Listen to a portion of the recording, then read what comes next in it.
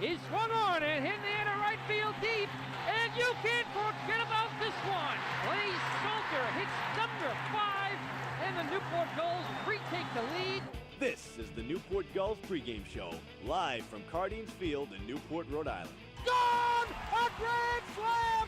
Drew Lefbauer, right tower power, and the Gulls walk off in the 15th inning! Coming up, interviews, stats, standings, lineups, and a whole lot more. Come on, steps in the back for one out, throws to first, and it is in time, a double play. And that one is gone! Joey Hefner! A high drive, left field deep. Lozano going back, looking up. This ball is a two-run homer. P.J. Jones hits it out. Stay tuned. The pregame show begins now on the NECBL Broadcast Network. In his first year covering Newport Gulls baseball, here is play-by-play broadcaster Darren Zaslow.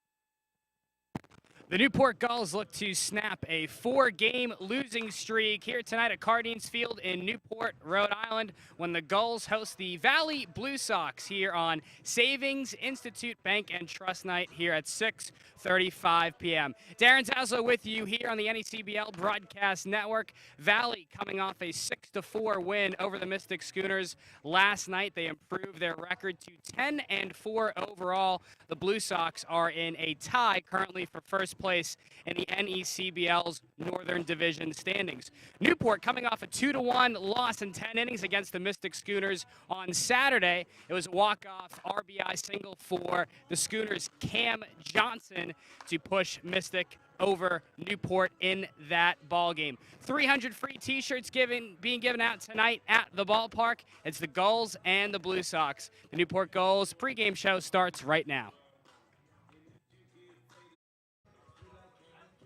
Welcome back to the pregame show here on the NECBL Broadcast Network. I'm here with outfielder J.J. Blade from Vanderbilt. J.J., you've added 256 on the season in your first year with the Commodores. Tell us, what is it like to play for that kind of organization under Coach Corbin?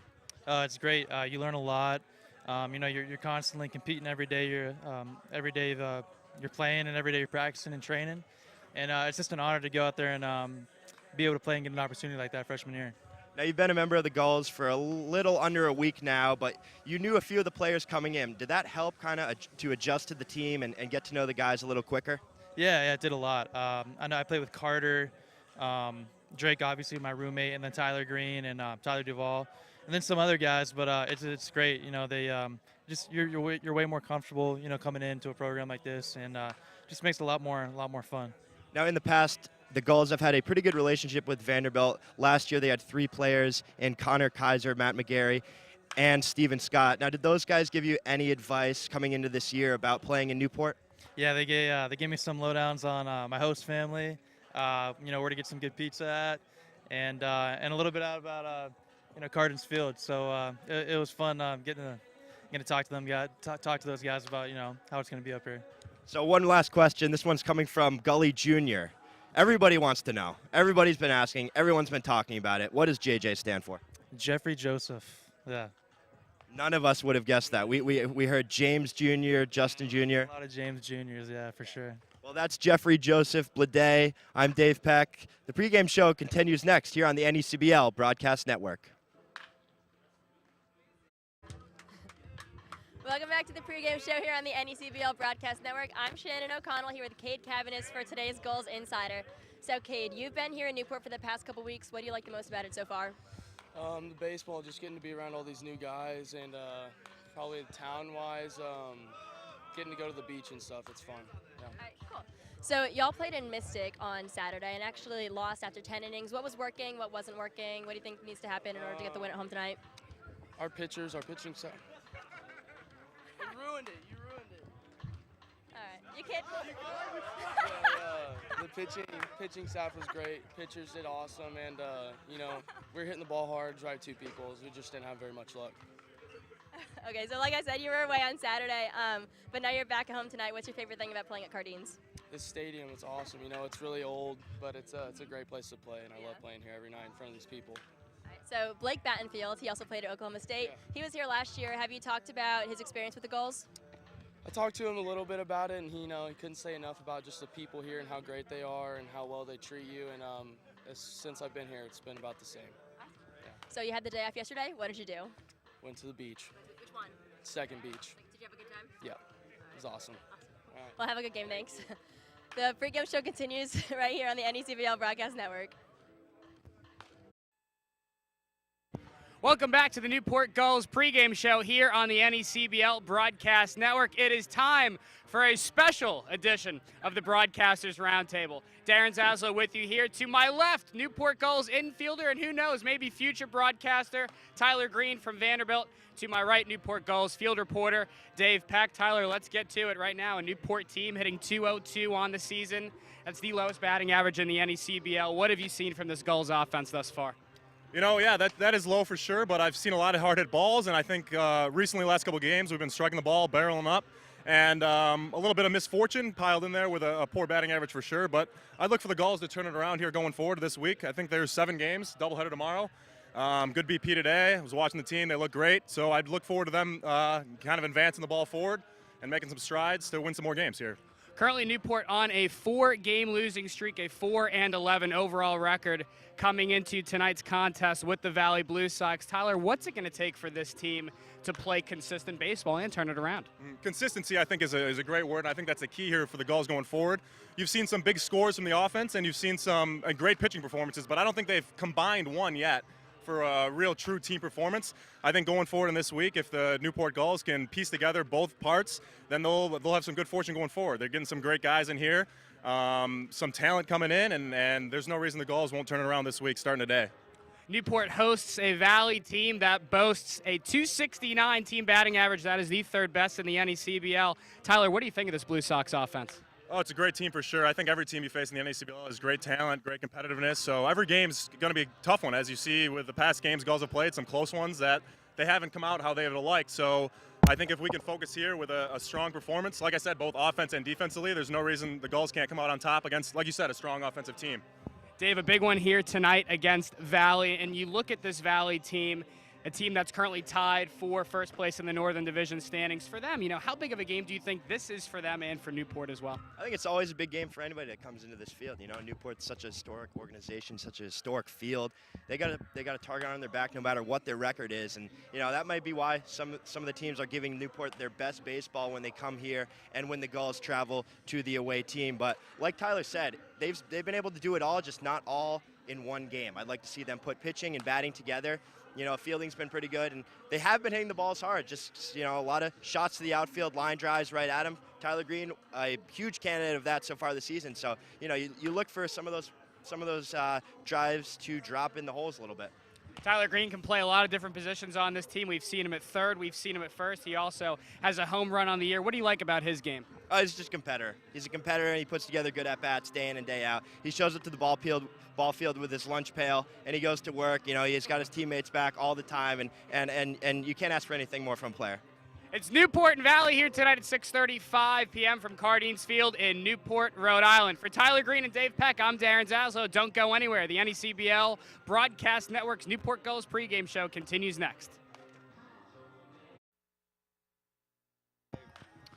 Welcome back to the Newport Gulls pregame show here on the NECBL Broadcast Network. It is time for the Manager's Show. Darren Zaslow with you here, joined alongside Newport Gulls manager Al Leyva. Al, Newport coming off a 2-1 loss at Mystic this past Saturday in 10 innings. Really a game that could have gone either way, fair to say. Yeah, Palmer just did an excellent job. And, we hadn't, all week we really didn't get quality starts. And then we had a little talk with the pitchers, and then we get a quality start. And, we just didn't hit that game, or didn't get the hits that day. But, the thing is that there was a lot of balls squared up, but it just found their gloves. And, that's part of the game. And that's what I told them. I told the players, we did everything right except win the ball game. And you have games like that. But hopefully, we had a day off yesterday. This is a new week, and we'll get going. Newport 4-11 entering tonight's contest, taking on a very good Valley Blue Sox team there at 10-4, tied for first place in the NECBL's Northern Division standings. How much do you look at record right now, and how does that kind of put into perspective some of these games? You don't. You just, you play each game, one inning at a time, one pitch at a time. And, you try to tell everybody it's not where you start, it's where you finish. And that's how you got to look at it right now is like, every opponent is you're a competitor and you want to beat them, and you just hope you have one more run than they do. We've seen numerous close games throughout this season, and now from this team, what has impressed you with them thus far? You know what? Their perseverance. They don't ever give up. You know, they keep battling. They keep battling. And, you know, I think eventually that helps us down the road. Hopefully it'll continue. But they, you know, even though when we're blown out, you know, there's been a couple games we've been blown out, and, you know, we still get bases loaded, or we still score 2 or 3 runs in the 9th inning, and that goes a long way. It's the Gulls and the Valley Blue Sox here at 6:35 p.m. from Cardines Field in Newport, Rhode Island. Newport Gulls baseball is up next right here on the NECBL Broadcast Network. Once again, here's Darren Zaslow and the Newport Gulls broadcast team.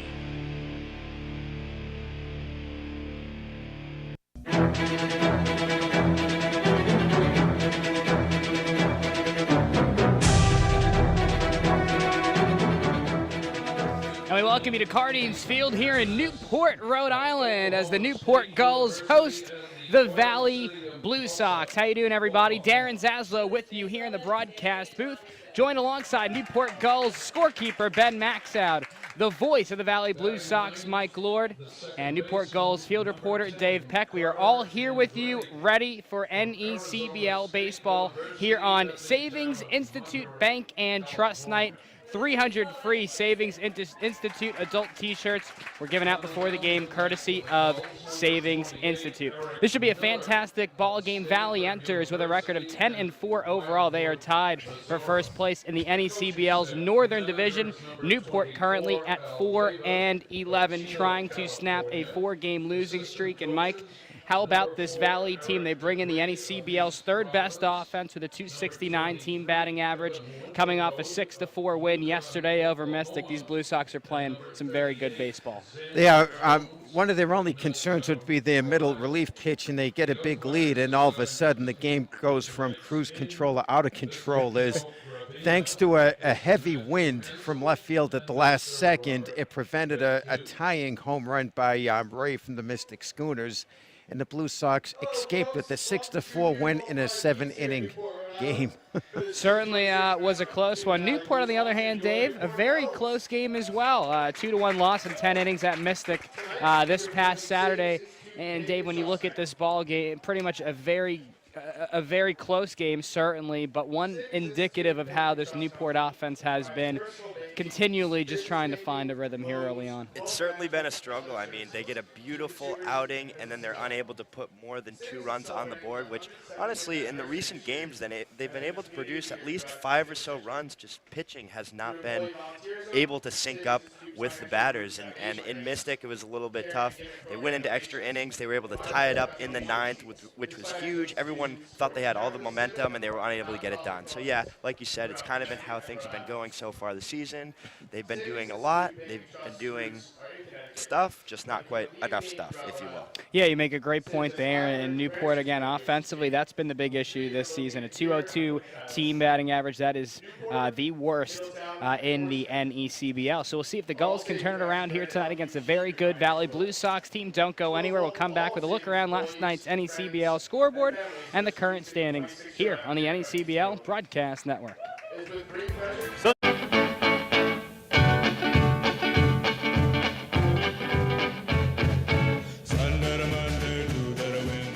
We welcome you back here to Cardines Field in Newport, Rhode Island. The Gulls host the Valley Blue Sox here tonight. And with a look around last night's NECBL scoreboard and the current standings in the league, here's Newport Gulls field reporter Dave Peck. Only 3 games, 6 teams in action last night. North Adams Steeplecats fell to the Keene State Swampats up at North Adams, score of 8-2 there at Joe Wolf Field. And Upper Valley Nighthawks get the win, 15-10 versus the Vermont Mountaineers at Maxfield Sports Complex. And your final score between Valley and Mystic last night, 6-4, the Blue Sox edge out the Schooners in 7 innings of play at McKenzie Stadium. And Dave, you look at those standings, we talked about them on the pregame show and throughout our time here. Very close couple divisions here in the NECBL. Very close, especially at the top. You see Valley Blue Sox right now at first place in the North at a record of 10-4, followed by the Upper Valley Nighthawks at 11-5, who really were atop the Northern Division for most of the beginning of the season there. Behind them in third are the Winnipesaukee Muskrats at 7-8. Then you have North Adams, Vermont, and Keene State in the middle, and Sanford Maynards at 3-11, rounding out the Northern Division. In the Southern Division, where the Gulls play, Ocean State 10-2, and they pretty much have a stranglehold on it so far. 3.5 games, but it's pretty significant considering how the rest of the teams have been playing. New Bedford 7-6, and the Mystic Schooners sharing that record with them. Danbury Westerners 8-7, followed by the Plymouth Pilgrims with a record of 7-8. And in the basement, Newport Gulls 4-11, trying to get out of there however they can, and starts tonight. Trying to get out of there and trying to snap a 4-game losing streak. We'll see if they can do it. We'll take a quick break, come back with the national anthem here at the ballpark on Savings Institute Bank and Trust Night. Pass for $147 and enjoy access to every one of your favorite team's games, home and away. At the twilight's last gleaming, whose broad stripes and bright stars through the perilous fight, o'er the ramparts we watched, were so gallantly streaming, and the rocket's red glare, the bombs bursting in air, gave proof through the night that our flag was still there. Oh, say does that star-spangled banner yet wave o'er the land of the free and the home of the brave? Thank you very much, Kit, and to everybody else who has participated in tonight's pregame ceremonies. Let's play ball. A beautiful national anthem sung by Kit Noble, the son of Ina Noble, Newport branch manager. Tonight's first pitches were thrown out by Heath Lafort, Ina Noble, Timothy Burns, and Kara Marley, as well as Christina Fedden. We are just about ready for baseball. Don't go anywhere. We'll get you starting lineups, defensive lineups, and first pitch between the Valley Blue Sox and the Newport Gulls right here on the NECBL Broadcast Network. Fans,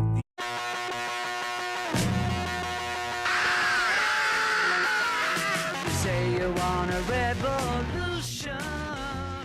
And we are just about ready for any CBL baseball here at Cardines Field in Newport, Rhode Island, with Gulls scorekeeper Ben Maxout, the voice of the Valley Blue Sox, Mike Lord, and Gulls field reporter Dave Peck. I am Darren Zaslow. We are all ready for baseball between the Valley Blue Sox and the Newport Gulls.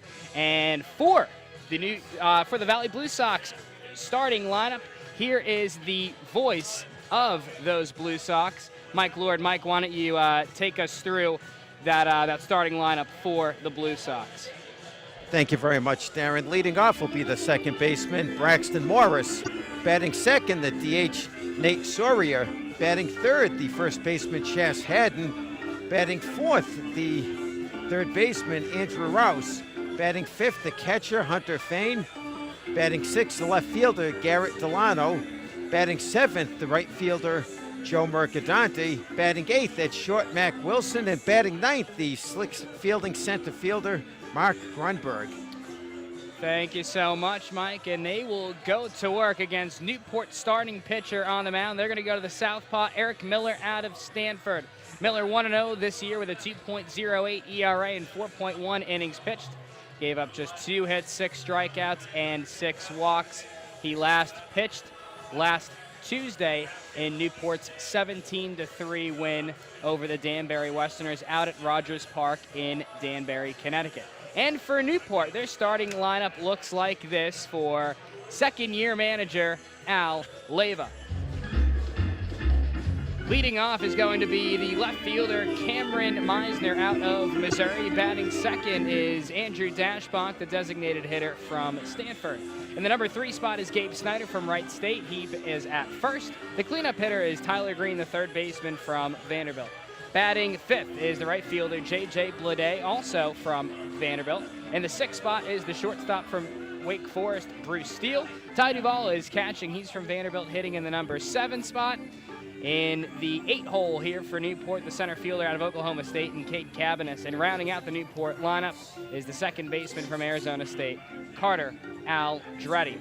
And on the mound here tonight for the Valley Blue Sox, they're going to go to the right-hander out of Canisius in Andrew Sipowicz. And Mike, why don't you tell us Sipowicz's numbers here this season? For Sipowicz, this is going to be his 5th appearance in his 3rd start. His record is 1-0. 2.31 is his ERA, so he conforms to my golden rule for a pitcher, which is your ERA must be lower than your GPA. And he fits that very well. He's pitched 11.2 innings, given up 14 hits, 5 runs, only 3 of those earned, walked 2, and struck out 10. He's got a deceptive fastball, likes to paint the corners, and his win in his last outing was, I believe, a week ago. So the Blue Sox are hoping he can continue the magic. The starting pitching has been excellent for the Blue Sox all season. The Blue Sox have never swept the season series from the Newport Gulls. So to come out of here with a win, it'd be like me walking out of Fort Knox with a bar of gold. We'll see what's going to happen here tonight. Should be a fantastic ball game. Your umpires here at the ballpark behind home plate, Joe Gravina, and on the bags, Matthew Hensel and Robert McHugh. Your weather here in Newport, Rhode Island, the city by the sea. Well, I'll tell you what, Mike, how about this weather? 70 degrees and sunny, not a single cloud in the sky. Going to touch down to about 66 by the 9th inning, around the 8:30, 9 o'clock mark. Excellent night for baseball, 12-mile-per-hour winds here at Cardines Field. And before we get things going, we will take you through the starting defensive lineup for the Newport Gulls. From left to right around the infield, Tyler Green is at third. Bruce Steele is at shortstop. Carter Aldretti is at second base. And at first is Gabe Snyder. From left to right in the Newport outfield, Cameron Meisner is in left field. In center field is Cade Cabanis. J.J. Blade is in right field. Catching the balls and strikes from Eric Miller is Ty Duvall. Newport, they're wearing their home white uniforms with Gulls written in blue from left to right, outlined in orange. The numbers on the front and the back of the jersey are blue, outlined in orange as well. The Gulls wear white pants with a blue and orange stripe down the sides.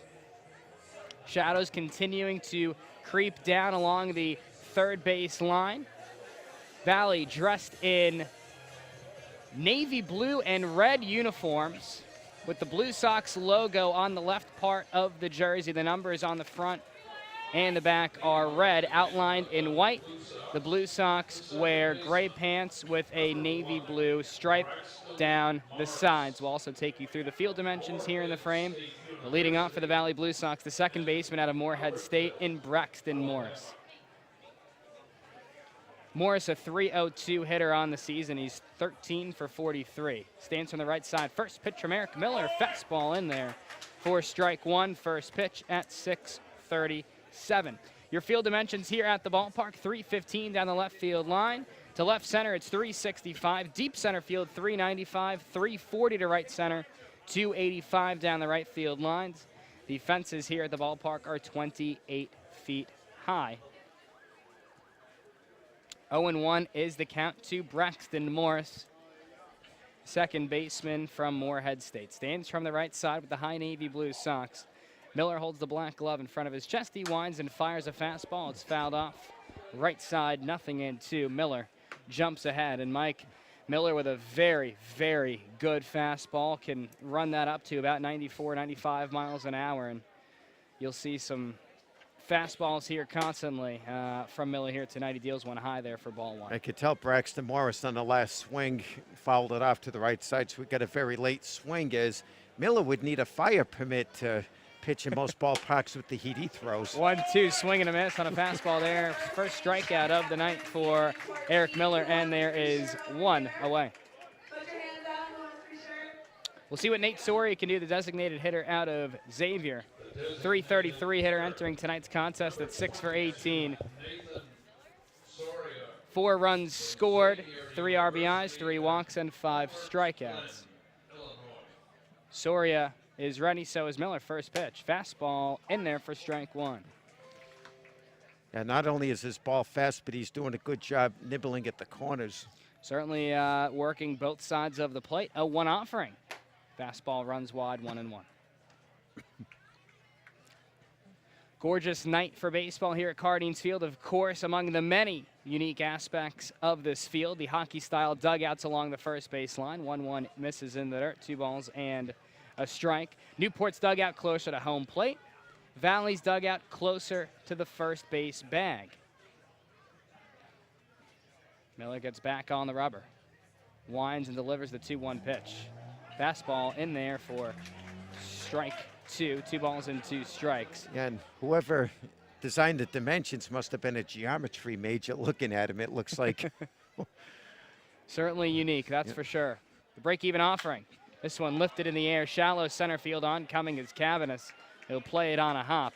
It's a 1-out single for Nate Soria. Puts him on first base for Chaz Haddon out of Belmont. Yeah, Soria joined the team less than 2 weeks ago, and he's made quite the impact with this hitting. Comes through again.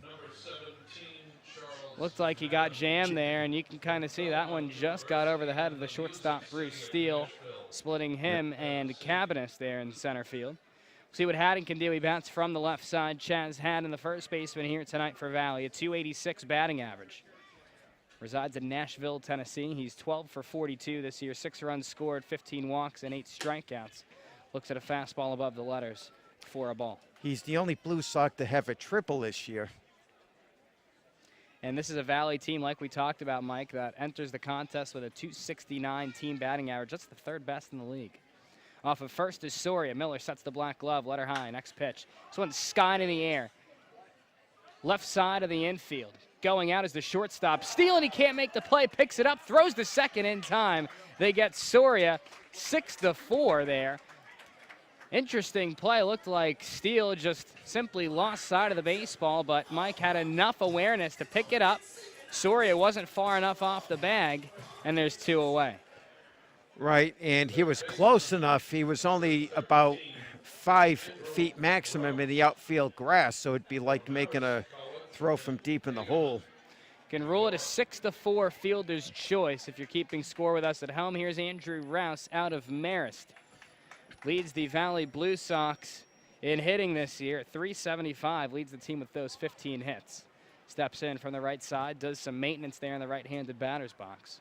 We're in the top half of the first. A runner on first, 2 away here for Valley. We're still scoreless in the frame. Miller works from the third base side of the rubber. First pitch, fastball, called strike on the inside corner, 0-1 on Andrew Rouse.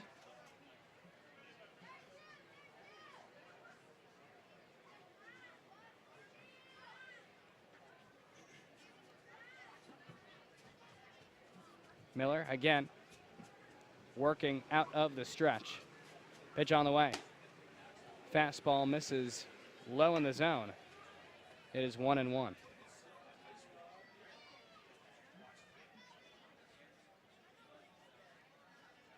So we'll see what Rouse can do. Off of first is Chaz Haddon. He reached on a fielder's choice. 1-1 for Miller. Fastball, elevated, check swing. Did he go? No, he did not. 2-1. Yeah, one nice thing about the third umpire this year, Darren, is you've been able to get the correct call on check swings. Certainly has been an important thing about the NECBL having that third umpire. Absolutely. 2-1 pitch. This one grounded weakly to shortstop. Steele fields it, flips the second in time. Frame over here for Valley. 6-4 on the fielder's choice. That ends the inning. For Valley, no runs on 1 hit. They leave 1 aboard with no Newport errors. The Gulls will take their first swings of the night when we come back right here on the NECBL Broadcast Network.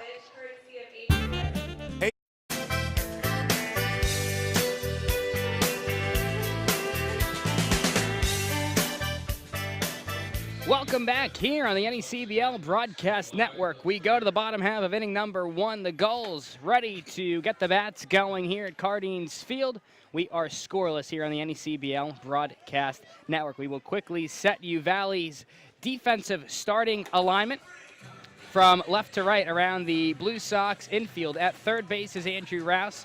At shortstop is Mac Wilson. The second baseman is Braxton Morris. And at first is Chaz Haddon. From left to right in the Valley outfield, Garrett Delano is in left field. Mark Grunberg is in center. Joe Mercadante is in right. Catching the balls and strikes from Andrew Sipowicz is Hunter Fain.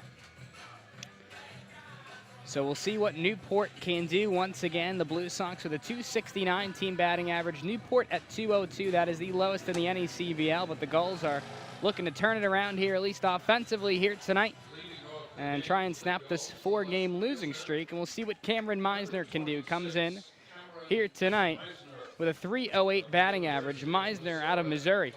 16 for 52, leads Newport in hits. 8 runs scored, 7 walks, and 9 strikeouts for the Poplar Bluff, Missouri native. Stands with an open stance from the left side. Sipowicz works out of the windup. First pitch, fastball, called strike on the inside corner, 0-1 to Meisner. You know, Darren, one other thing that hurts the Gulls, and they've never been historically a running base-stealing team, so they can't manufacture runs. They have to string together hits. Yeah, 1. Changeup runs wide, 1 ball and 1 strike. And Mike, one of the things that this offense really has been struggling with, we talked about the batting average, but also the on-base percentage number. That really tells you a lot about teams. And for Newport, 1-1 on the way, fouled off left side. Newport's team on-base percentage is .303.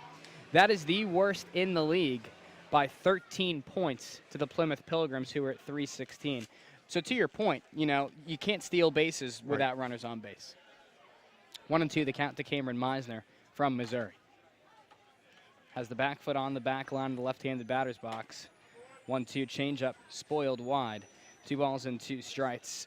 Sipowicz working here against Meisner. But like some teams get speed, drag bunts and stuff like that, and unfortunately the Gulls don't have those kinds of players. 2-2 backdoor curveball, check swing in the dirt. Meisner went around. First strikeout of the ball game for Sipowicz. There's 1 away for the designated hitter, and Andrew Dashbach out of Stanford.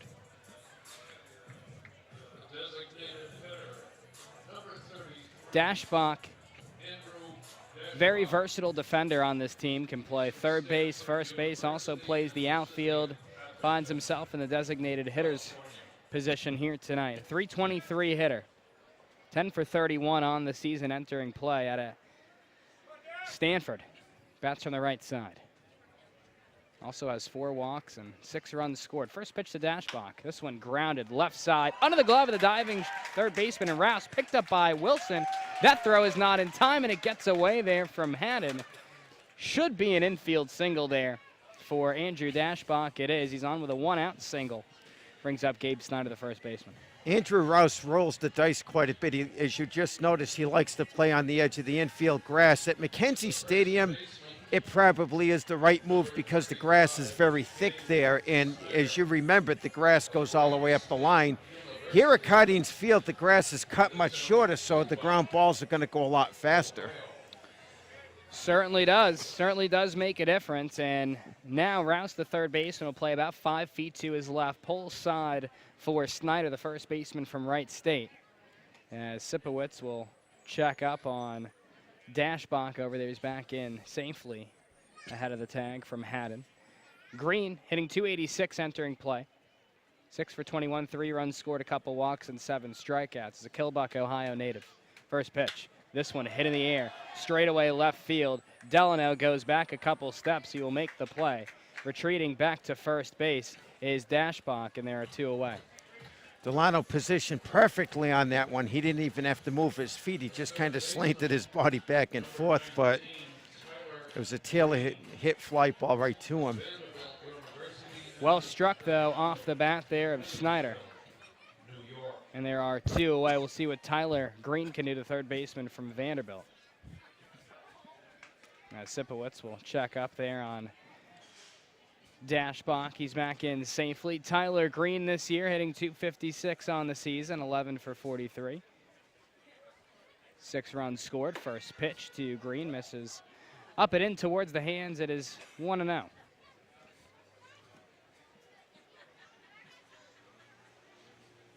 Still scoreless here, bottom half of the first. 2 away, a runner on first, and Dashbach takes his lead off the bag. He's held on by Haddon. 1-0, curveball misses below the knees. 2 balls and no strikes on Tyler Green.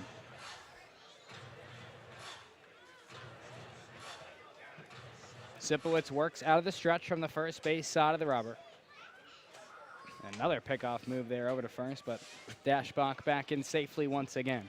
Another uncharacteristic stat for the Gulls, 137 strikeouts. They usually have a lot more walks and less strikeouts. Certainly a number pretty indicative of how the offense has been these first couple weeks as Green takes a called strike on the inside corner. 2-1 on Tyler Green. 256 hitter. Struck out 9 times this year. Next pitch. Changeup misses inside. 3 balls and a strike. Sipowicz falls behind. Yeah, Blue Sox have been able to cut down on their strikeouts, and the whiffs are nice if you're trying to keep the air conditioning bills low in the ballpark, but not very good if you're trying to advance base runners. 3-1 from Sipowicz. Fastball in there for strike 2. The count pushes full. Dashbach will be off at the pitch. But you make a good point, you know, putting balls in play. That is certainly something that good offenses do and consistent offenses do. See if Newport can find a way to get the offense moving here tonight. Dashbach already on first. Both teams have a hit thus far. Payoff pitch, Dashbach goes. Pitch misses downstairs for ball 4. Nice at bat from Tyler Green. Pushes Dashbach up to second base. Green aboard with a 2-out walk. Green showing very good patience, not swinging at any pitches while outside the strike zone. Here's J.J. Blade, the right fielder from Vanderbilt. Blade this year, 2 for 6. This is his 3rd start as a Newport Gull. Has an RBI and a strikeout from Panama City Beach in Florida. Bats with a slightly open stance from the left side, but stands tall. First pitch to Blade. This one line, and the right field, a base hit. It'll roll into the right field corner. They're going to wave home Dashbach. He will score. Around second, heading for third is Green. J.J. Blade pulls into second base with a 2-out RBI double. Here in the bottom half of the first, it gives Newport a 1-0 lead. What a nice piece of hitting as the right fielder Mercadante was shaded well over towards right field, and Blade just hit a laser over the head of the first baseman Chas Haddon, and it rolled all the way to the fence as Mercadante had a long run. To give you an idea how hard he hit the ball, it was the core that rolled to the fence and the cover stayed at home plate. Well struck ball off the bat of Blade. Here's Bruce Steele, the shortstop from Wake Forest, still with a chance to do some more damage. Takes a strike there on the outside corner. It is 0-1 on Bruce Steele. Off of second is Blade. He doubled. Off of third is Green. He walked. 2 outs in the frame. 1-0 Newport. Bottom 1. Next pitch. This one skied in the air behind home plate. Fain will give chase. And look it. Out of play. 0-2. I'll tell you, Darren, from a confidence standpoint, this would be big for the Gulls to get another base hit because it could plate 2 more runs and make a big difference between 1-0 and 3-0. Certainly would. Big spot here for Bruce Steele. Enters with a 143 batting average. He is 2 for 14. Next pitch. Changeup skipped in the dirt. Great block by Hunter Fain, 1-2. Yeah, Fain has been terrific defensively for the Blue Sox, making some nice saves behind the plate. Kind of looking like Murray from the Pittsburgh Penguins, except Fain doesn't have a goalie stick. Sipowicz works out of the stretch from the first base side of the rubber, tucks that brown glove at the hip. 1-2. Curveball, line drive, base hit center field. Green will score. They're going to wave home Blade. He will score. Grunberg bobbles it out there. Bruce Steele in the second with a 2-out, 2 RBI double. It gives Newport a 3-0 lead. I think Steele heard me, and of course we're close enough to home plate when I said about the confidence level. That ball was absolutely smoked, and Grunberg stumbled for a split second. The ball took a big hop, very dry, hard field, and it looked like, Darren, that the ball hit the heel of Grunberg's glove as it caromed away. But I think Green and Blade would have scored regardless. Newport's offense getting rolling here early. 3 runs on 3 hits. 2 of them have been doubles. Here's Ty Duvall, the catcher, out of Vanderbilt. Digs in from the left side. Off of second is Steele. First pitch to Duvall. Fastball runs wide. It is 1-0. Duvall entering play here tonight, a .321 batting average. He's 9 for 28. 3 runs scored, an RBI, 2 doubles, and 5 strikeouts. The bent knees, the squared stance. The hand's about a fist length away from the back shoulder. Looks at a strike there on the outside corner. 1-1 there on a Sipowicz 2-seam fastball. Third baseman Rouse plays about 6-7 feet to his left now. It's also pull side for Duvall. Off of second is Steele. He's being held on by the shortstop and Wilson. 1-1, curveball. Sharply grounded foul down the first base line, 1-2. Great start, though, for this Newport offense. And that's what the Gulls need. Blue Sox really seem to be off balance, especially the field conditions here, Darren. Holyoke gets a thick grass, soft field. You don't get a high bounce here. It's almost like playing on AstroTurf. 1-2 from Sipowicz. This one grounded sharply to second, picked up there by Morris. He gathers and throws out Duvall, inning over. But the damage has been done for the Newport Gulls. They get 3 runs on 3 hits, leave 1 aboard with no Valley errors. We will go to the top half of the second. The Gulls are out in front of the Blue Sox by a score of 3-0 right here on the NECBL Broadcast Network.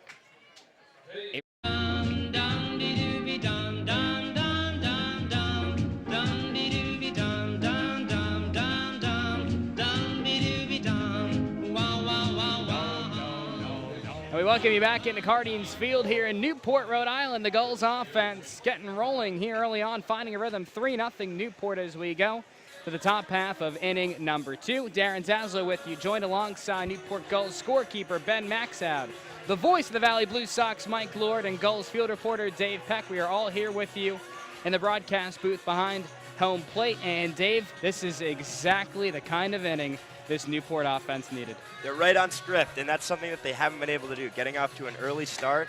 But the thing is, if this were any other game, it easily could be 0-0, right back to where we were. 2 outs, and you get 1 runner on with 2 outs. Usually, they haven't been able to get those timely hits. They get 2 doubles with 2 outs, able to get all the runs in. We're up 3-0 here going into the second, and that bodes well for a starting pitcher that's going with a lead. J.J. Blade, Bruce Steele, huge hits in that inning. 3 runs scored for Newport. We will see if Valley can answer here in the top half of the second with Hunter Fade, Garrett Delano, and Joe Mercadante. Eric Miller toes the rubber. This one grounded to the third, picked up there on the long hop by Green, shuffles to his left, throw to first. 1 pitch, 1 out here in the top half of the second. That bodes well for Eric Miller, Mike. Oh, it definitely does. The fielder, Tyler Green, was positioned perfectly down the left field line. It was a room service hopper to him that he was able to make the nice throw over to Snyder. So I'll tell you one other thing, being behind 1-0, 3-0, the way Eric Miller can throw that fastball, it could be a much bigger uphill climb for the Blue Sox. Miller doing a nice job here. He will face Garrett Delano, left fielder from Brown. Looks the first pitch inside for ball 1. Delano here this season for the Valley Blue Sox is batting .200. He is 4 for 20 with a couple of runs scored. Next pitch, big swing and a miss. 1-1. He was the starting pitcher in the 6-1 loss against the Sanford Mainers, and he only gave up 1 run in 5 innings. And once he left the game, that's when the game went from cruise to control to out of control for the Blue Sox.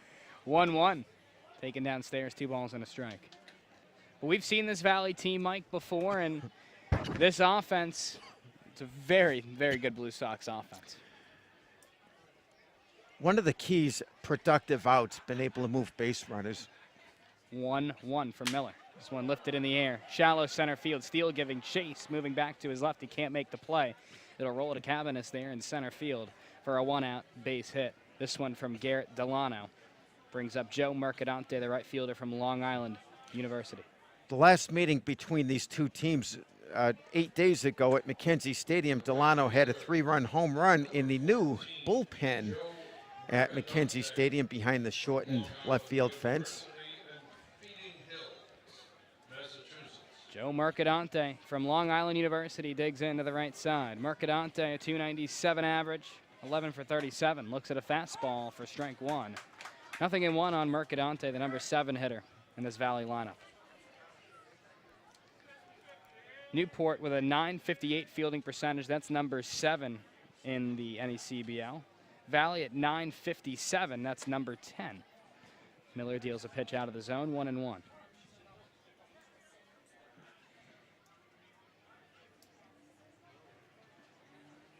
One runner aboard here in Garrett Delano. He's off of first base. He's held on by Snyder. The pitch on the way from Miller. This one bounced to second, could be 2. Aldretti flips to second for 1. Steals relay to first in time. 4-6-3. Inning-ending double play. Gets Miller out of the inning. For Valley, no runs on 1 hit. They leave no one aboard with no Newport errors. We go into the bottom half of the second. Still 3-0 Gulls right here on the NECBL Broadcast Network.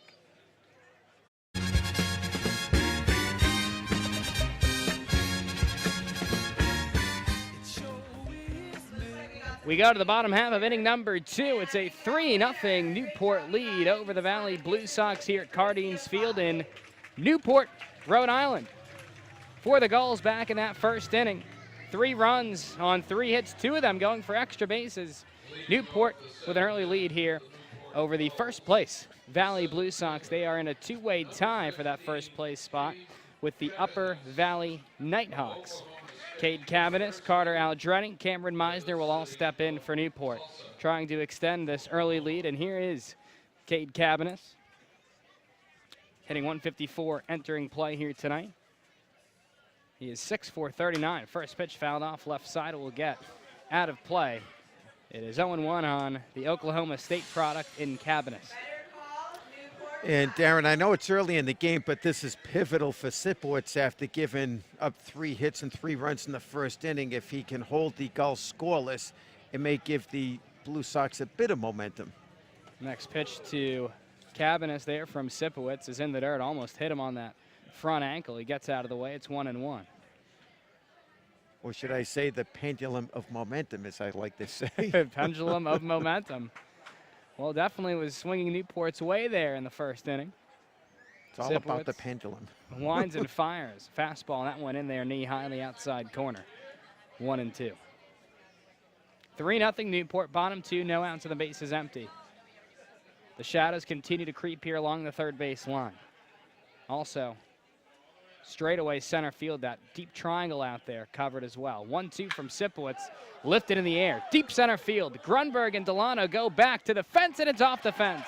Picked up there by Grunberg. Around first, heading for second is Cavanis. He'll pull in with a leadoff double here in the bottom half of the second. Great piece of hitting there. Another ball that was smoked. 3 doubles. Let's see, of the 4 Gulls hits, 3 of them doubles, and 2 of the doubles knocking home runs. And I'll tell you, Darren, if the Gulls continue to hit fly balls like this, the FAA is going to have to reroute air traffic around Cardines Field. That one well struck off the bat of Cavanis to deep center field. Of course, here at the ballpark, 2 deep triangles constructed by the fencing, 1 in center field and 1 in right center field. Both are currently covered in shade that are cast by the treetops here at the ballpark. Is Carter Aldretti, the second baseman from Arizona State, steps in. Looks at a changeup in the dirt for ball 1. Aldretti still looking for his first hit. He's 0 for 10 with the Gulls.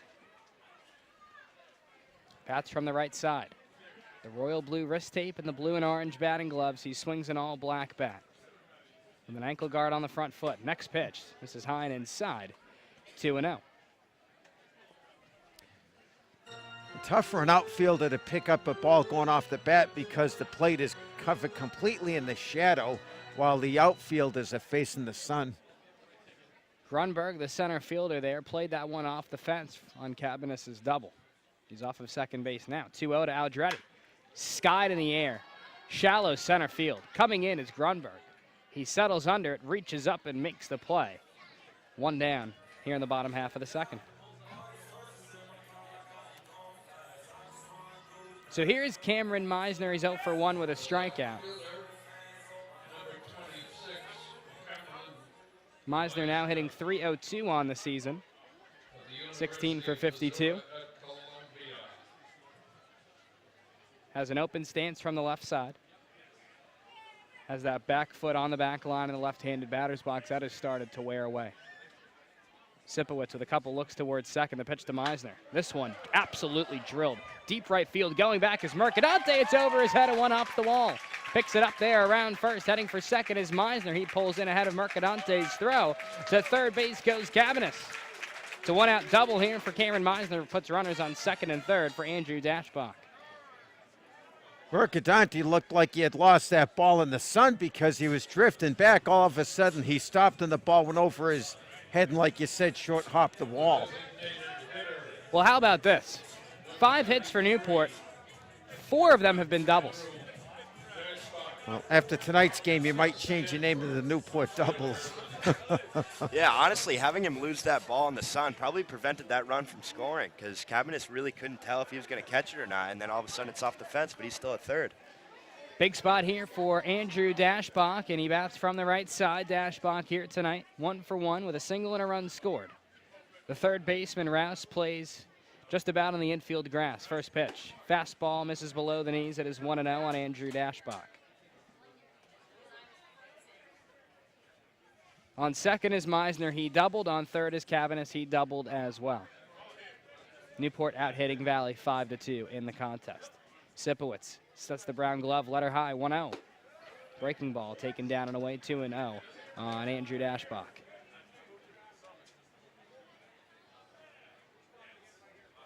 Newport currently on a 4-game losing streak. They are looking to snap that here tonight. Dashbach is ready. The pitch, this one drilled deep left field. Going back is Delano and Grumberg, and it's a Gulls goner off the bat of Andrew Dashbach. A 3-run home run for the Stanford product in Andrew Dashbach. It gives Newport a 6-0 lead. I'll tell you, the only question was did that ball have enough height to clear the fence? You knew at the very least it'd be off the fence for a double, but it just cleared the 28-foot high chain link fence. For Dashbach, that is his team-leading 4th home run of the season. Newport well out in front of the Valley Blue Sox, 6-0. Here's Gabe Snyder, the first baseman. He's 0 for 1 with a flyout. Bats from the left side, first pitch. Fastball in there for strike 1. Newport with 3 in the first and now 3 here in the second. Next pitch. Taken down and away on Snyder. 1 ball and 1 strike to the right state first baseman. Sipowicz out of Canisius, the right-hander, now works out of the windup. He winds and fires. Curveball, big swing and a miss from Snyder. 1-2. For Newport thus far, 6 runs on 6 hits and 1 error. For Valley, no runs on 2 hits and no errors. 5 of Newport's 6 hits have been for extra bases. 1-2, sinking liner, foul, ripped down the right side. Ricochets off that Valley dugout there down the first base line. So is Newport's. And rolls towards that right field line. Still 1-2 on Gabe Snyder. Newport tomorrow night will travel out to Keene to take on the Swamp Bats in a doubleheader beginning at 5 p.m. 1-2, curveball spoiled wide. 2 balls and 2 strikes on Gabe Snyder.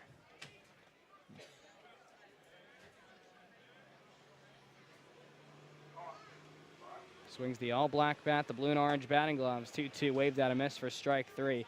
Second strikeout of the night for Sipowicz, and there are 2 away. So here is Tyler Green. Walked and scored back in the first. That's from the right side. 6-0 Newport. Bottom 2 away, and the base is empty. Already 3 runs in the frame on Andrew Dashbach's 4th home run of the season. A 3-run shot over that left center field fence. Well, if the Gulls hold on, it would be the second time that the Blue Sox helped the team snap a losing streak. When they lost at Sanford, that snapped the Mainers' 6-game losing streak. First pitch fouled off left side there by Green, 0-1. Next offering, curveball misses low, 1-1. Gorgeous night for baseball here at Cardines Field in Newport, Rhode Island. Newport will next be back in action here in the City by the Sea on Wednesday at 6:35 to host Ocean State in Game 3 of the Pell Bridge Series on Salve Regina night, 1-1. Lifted in the air down the right field line. Haddon and Mercadante give chase, but it'll be the right fielder Mercadante who makes the play, moving in towards his left, towards the line, and the inning is over. For Newport, they push across 3 runs on Andrew Dashbach's 3-run home run. They did it on 3 hits, leave no one aboard with no Valley errors. We go to the top half of inning number 3. Newport out in front of the Valley Blue Sox by a score of 6-0 here on the NECBL Broadcast Network.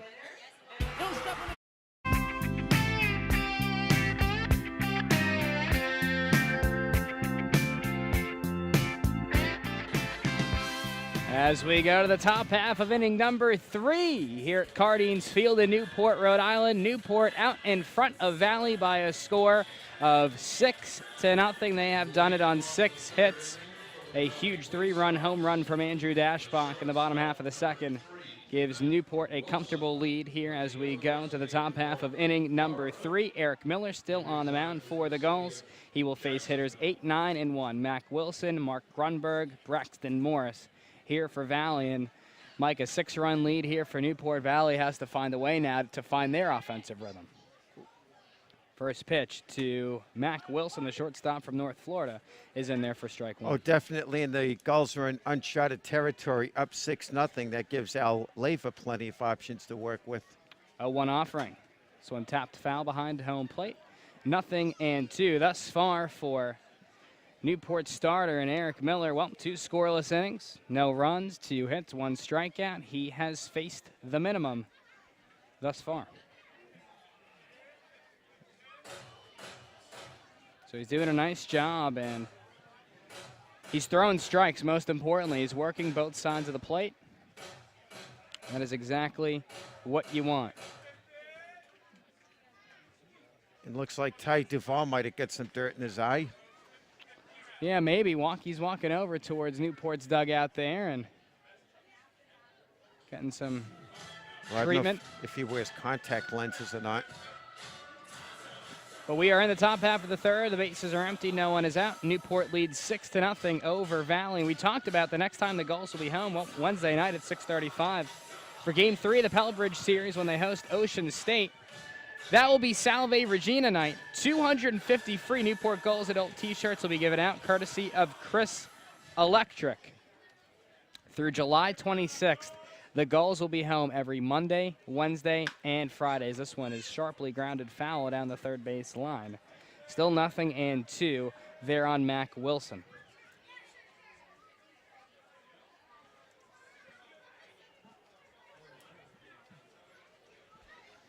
Miller holds the black glove about letter high as he gets the sign from Duvall.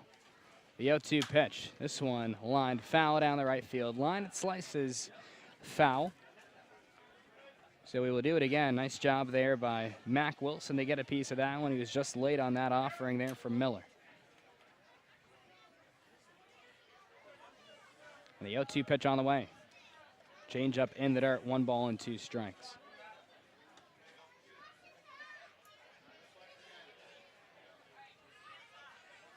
This is the second and final regular season meeting between Newport and Valley. Miller gets that sign from Duvall, likes what he sees, kicks and offers. Once again, lifted foul, right side out of play over both dugouts. Nice job here by Mac Wilson to stay alive. Miller here on the mound. 27 pitches thrown through 2 innings of work, 17 strikes and 10 balls. Next pitch, curveball in the dirt. Count levels at 2 balls and 2 strikes. And Mike, that's another key is, even if you're going to get out, if you're the Blue Sox, which is still too early on to tell how this offense will shape out the rest of the game, but you want to make him throw a lot of pitches. And they're doing a good job following off his pitches. 2-2, Scott in the air down the right field line. To his left goes Blede, slides, and he can't make the play. So it's going to be a leadoff single here for Mac Wilson, the shortstop out of North Florida. Brings up the center fielder, Mark Grunberg. Nice try there from Blede as he was sliding to his left towards the line, just couldn't make the grab. The only problem here at Cardines Field is the building. If he had made that fly ball in most other ballparks that have ample foul room, he'd be able to keep running and probably make that catch. Here's Mark Grunberg, the center fielder from Townsend. Off of first is Wilson. He's held on by Snyder. First pitch fastball misses high in the zone. It's 1-0.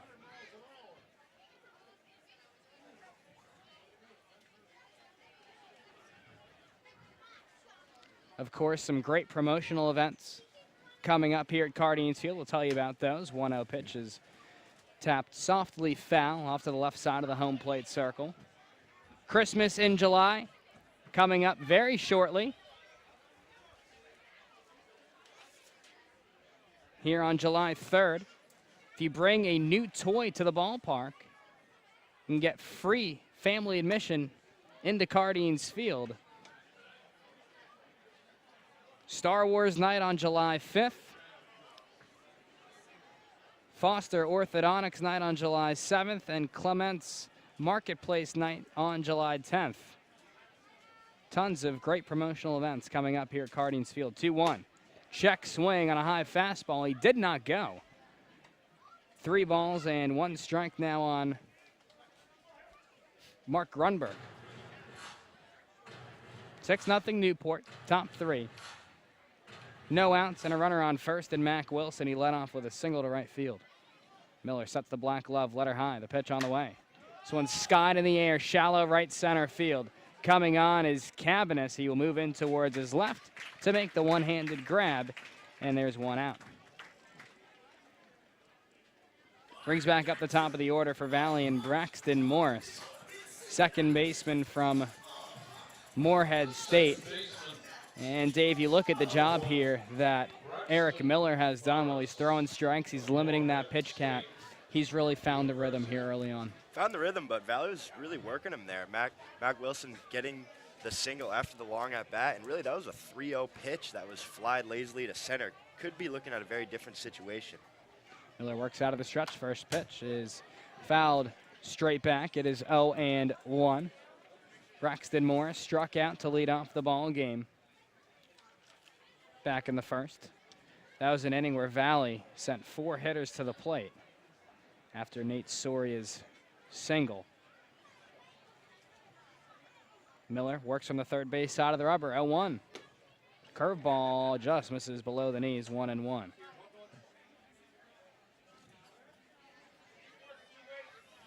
Third base line now completely covered in shadows. So is all of left field right near the fence. 1-1. This one drilled to deep right field. Blede goes back, looks up, it's off the fence. Around second, heading for third is Wilson. Blede's throw into second is cut off there by Aldretti. It's a 1-out double here for Braxton Morris. Wilson goes to third, and Valley is in business here, Mike. Yeah, Morris swinging a hot bat as of late. He was hit by a pitch twice yesterday. He got 1 hit, but that was a 2-run home run in the win over the Mystic Schooners, about a 370-foot shot down the left field line. Nate Soria, the designated hitter out of Xavier, steps in. He's 1 for 1 with a single. Now thus far for Miller, 38 pitches through 2 1/3, 23 strikes, 15 balls. The pitch to Soria. Fastball misses low and inside. It's 1-0 on the Xavier catcher.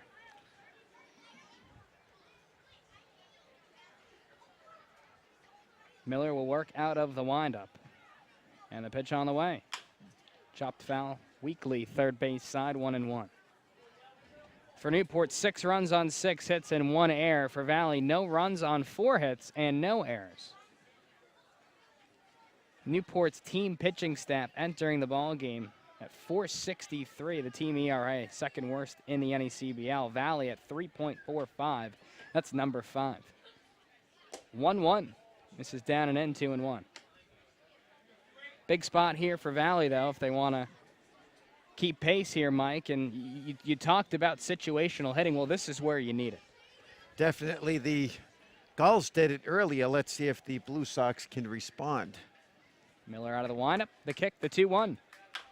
Grounded foul, third base side, 2-2. Definitely need to find a way to scratch across a run here if you're a Blue Sox fan.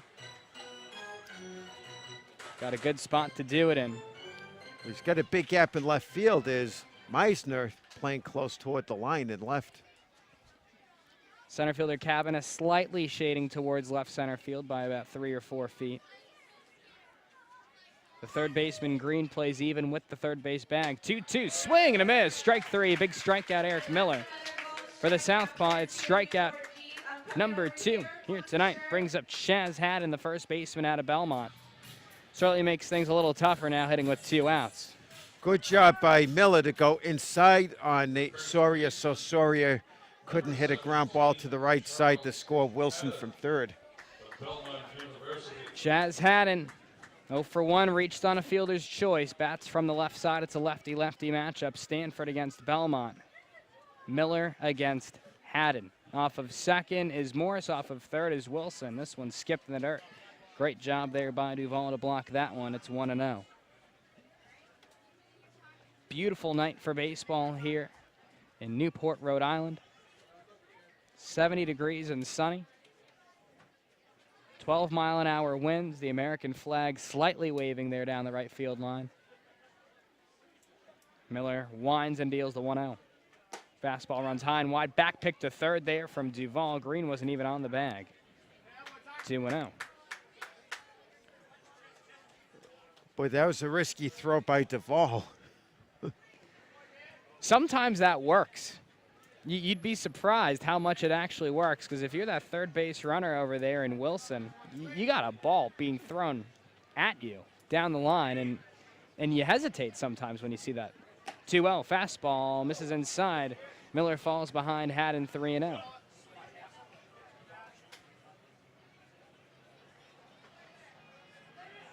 Trees overhang the fences here at the ballpark, specifically in left field, in left center field, and center. As Miller deals a strike there, letter high on Haddon, 3-1. Thus far for Valley in the frame, Mac Wilson led off with a single to right field. Mark Grunberg flew out to center. Wilson advanced to third on Braxton Morris's double. Nate Soria struck out. Sets the scene here for Chaz Haddon, who looks at a strike on the outside corner as the count pushes full 3-2. Payoff pitch. Fastball, line drive, over the leap of Green at third base, rolls in the left field, bobbled there by Meisner. Wilson scores, Morris scores, around first, heading for second is Haddon. He pulls in there with what you have to think is going to be a 2 RBI single here for Haddon. It's now 6-2 Newport in the top half of the third. Nice piece of hitting by Haddon. He came into the game with 9 RBIs, which was tied for the team lead with Hunter Fain, and now he becomes the first Blue Sox hitter to go double digits in RBIs, and boy, it couldn't have come at a better time. Rule it a single and an error there on Meisner as Andrew Rouse will step in. I figured it'd be a single E7. He'll probably get credit for 1 RBI, so that'll give him 10 on the season. Rouse looks at a ball that missed away. Miller out of the stretch, off of second is Haddon, 1-0. Misses high. Now 2 balls and no strikes. Yeah, it looked like on that one, Meisner, it was a lot of slice on that ball, so it was going to take a weird hop as it was. And he kind of took his eye off it because he was trying to see if he could get Morris at the plate, and it got away from him there, and Morris ended up scoring no problem. Certainly was slicing away from him. 2-0, misses shoulder high, 3 balls and no strikes. And well, I'll tell you what, Mike, now, we talked about the pitch count there for Miller. just getting ready to throw pitch number 50 here, just through 2 2/3. Morris has excellent speed, leads the Blue Sox with 7 stolen bases.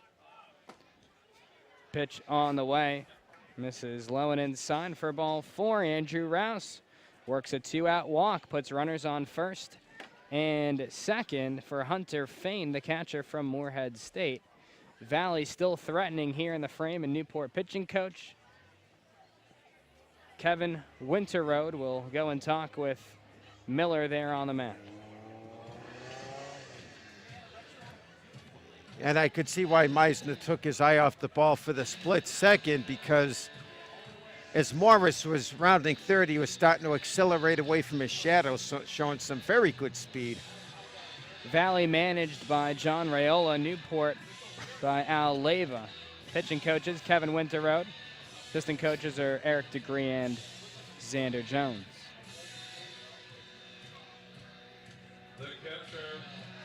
So this is a big spot here for Valley. Here's Hunter Fain, 0 for 1 with a ground out. That led off the second inning. Fain digs in to the right side. Miller out of the stretch. We'll look towards second. The first pitch to Fain. This is high and away for ball 1. Thus far for Valley in the inning, 2 runs scored on 3 hits and a walk. Newport out hitting the Blue Sox. Now just 6-5, but it was 6-2 entering the third. 1-0. Fastball in there for strike 1 on the outside corner, 1-1. If you like offense, this is the game to tune into already. 8 combined runs on 11 combined hits through just over 2 innings of play. The 1-1 from Miller. Misses high and away. 2 balls and a strike. So Miller maybe losing a little bit of that fastball command, or at least here just in the inning. Yeah, he's really labored. Sets the black glove letter high. Once again, a long pause on the mound. 2-1. Misses inside. 3-1 on Hunter Fain. We'll see if a fastball is coming here. And, you know, in these counts, you can really tell how much confidence pitchers have in their off-speed stuff when they're behind the count. Miller deals.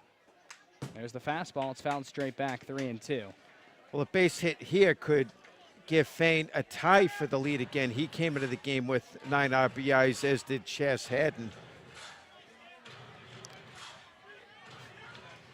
We'll see what Miller decides to go with here. Huge pitch. Miller against Fain. Stanford against Moorhead State. Payoff pitch. Runners go. Swing and a miss. Strike 3. Miller blows the fastball right by Hunter Fain. Second strikeout of the inning for Eric Miller. His third this evening for Valley. They get 2 runs on 3 hits. Leave 2 aboard with no Newport errors. We go to the bottom half of the third. Newport leads over the Valley Blue Sox by a score of 6-2 right here on the NECBL Broadcast Network. Franklin.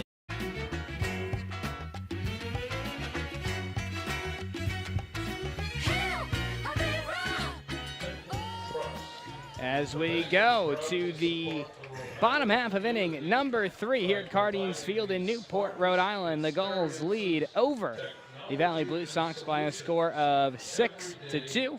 And here for a look around the NECBL scoreboard, Dave Peck.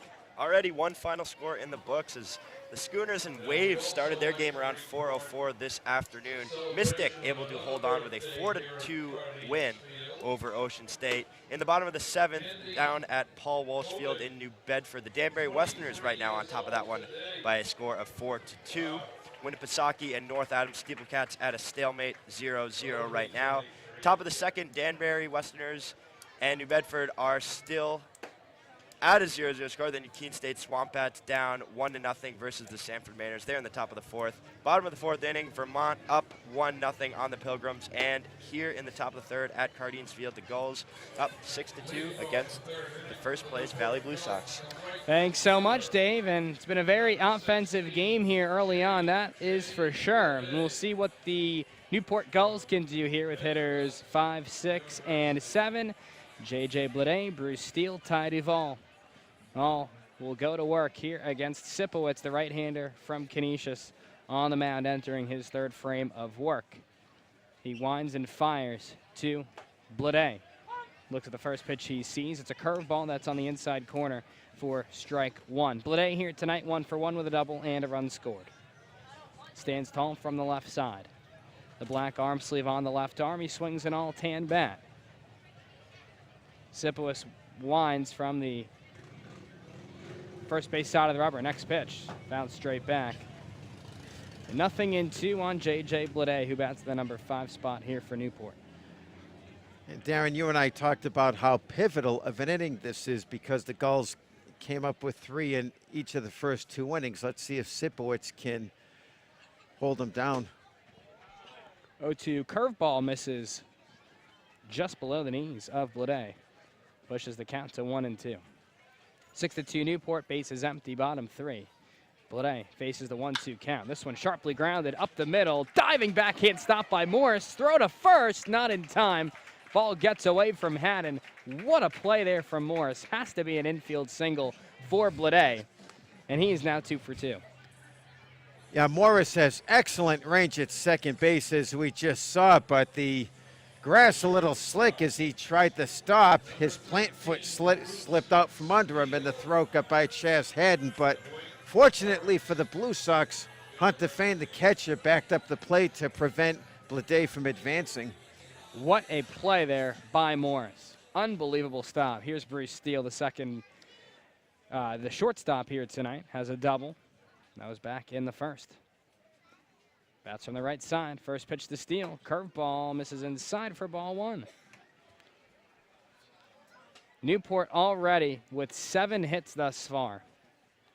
No outs in the third inning. The Gulls out hitting the Blue Sox 7-5 here tonight. Next pitch from Sipowicz. Big swing and a miss from Steele. 1-1. Went upstairs with the fastball on that one. Elevated fastball there in the zone. Probably would have been a ball, but high fastballs are very enticing pitches. One of those kind of knee-jerk reaction swing pitches. Off of first is Blade. He has a big lead over there. He's held on by Haddon, and Sipowicz will check up on Blade there. He's back in safely ahead of the throw. Newport trying to extend this 4-run lead here in the bottom half of the third. Next pitch from Sipowicz. This one's skied in the air. Down the first base line. Could be playable for Haddon. Reaches up and he can't make the play. Might have lost that in the light, which are all on here at the ballpark, or maybe the sun. Yeah, sun's still a factor, and it's a little lower than it was at game time. And also, Darren, the wind is still swirling because the American flag is wrapped around the pole. So Steele here will hit with 2 strikes. It's 1-2 on the Wake Forest shortstop. Blade is off of first, has an about a 10-foot lead over there. Next pitch, swing and a miss on a curveball, strike 3. Down goes Bruce Steele for the first time here tonight on strikes. For Sipowicz, that is his 3rd strikeout for the right-hander out of Canisius. 1 out here in the bottom half of the third for Ty Duvall, the catcher. He is 0 for 1 with a ground out to second base. Duvall bats from the left side, swings the all-royal blue bat. The navy blue and gray batting gloves. Looks at a backdoor curveball that misses off the outside corner for ball 1. It's a righty-lefty matchup, Sipowicz against Duvall. Sipowicz sets the brown glove letter high, 1-0. This one absolutely crushed. Deep right center field. That ball is way gone. It's a Gulls goner off the bat of Ty Duvall. A 2-run home run here in the bottom half of the third gives Newport an 8-2 lead. Yeah, he really crushed that. That ball was about 3/4 of the way up the tree, which was a good 10 feet above the 28-foot high fence. And I said how pivotal. He got Bruce Steele a strikeout, and then Duvall, with that home run, gets the 2 runs back that the Blue Sox chipped away at the top half of the inning. So the pendulum is swinging back over toward the Gull dugout. That ball was well struck from Ty Duvall. A 2-run home run sets the scene here for Cade Cabanis. One away in the third. First pitch to Cabanis. Misses low and inside for ball 1. And for Ty Duvall, well, we have seen his offense put on display here in the first couple weeks here in the NECBL. The catcher out of Vanderbilt has been excellent. This one fouled softly behind home plate. I think at McKenzie Stadium, somebody in the softball field behind the right field fence would have had to make that catch. Second home run of the year for Duvall. Puts Newport ahead by 6 runs. 1 away, the base is empty. Bottom 3, 8-2, Newport leads. Cabanis faces the 1-1 pitch from Sipowicz. It's on the way. This one bounced foul, weakly right side. 1-2. Cabanis swings the all-orange bat from the left side. He doubled and scored. His double led off the bottom half of the second. He's 1 for 1. The orange color of the Oklahoma State Cowboys. Absolutely. Cabanis is ready. And so is Sipowicz. Here's the 1-2 pitch. Curveball in the dirt. Now 2 balls and 2 strikes. Well, a couple famous Oklahoma State alumnus, Garth Brooks, country singer, and one of the NFL all-time leading rushers, Barry Sanders.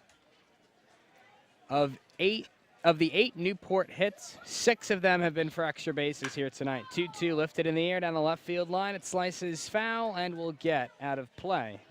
Nice job by Cabanis to stay alive. Newport's offense has certainly found a rhythm here early on.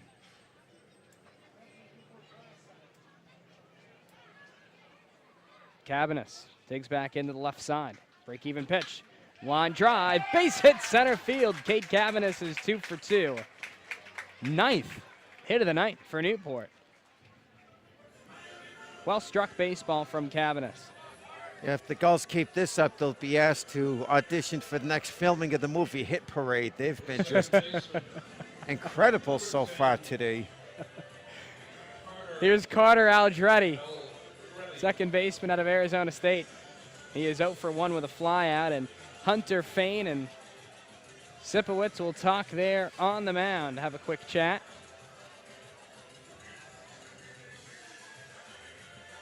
What a game it has been for Newport. 8 runs, 9 hits, a couple errors. For Valley, 2 runs on 5 hits and 1 error.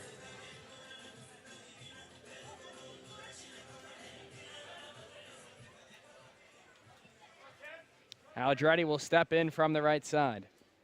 Off of first is Cabanis. He's singled. Sipowicz works from the first base side of the rubber. Sets the brown glove, letter high, the first pitch. Fastball taken down and away to Aldretti. 1-0.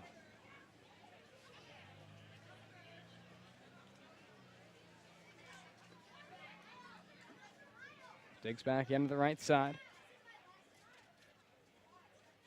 And a 1-0. This one sharply grounded to the third, could be 2. Rouse picks it up, throw to second for 1. Morris's relay to first is in time. It's an inning ending 5-4-3 double play. Gets Sipowicz out of the inning. But for the Gulls, it's a 2-run home run from Ty Duvall, puts Newport ahead 8-2. Newport gets those 2 runs on 3 hits. They leave no one aboard with no Valley errors. We go to the top half of the 4th. It's an 8-2 Newport lead right here on the NECBL Broadcast Network.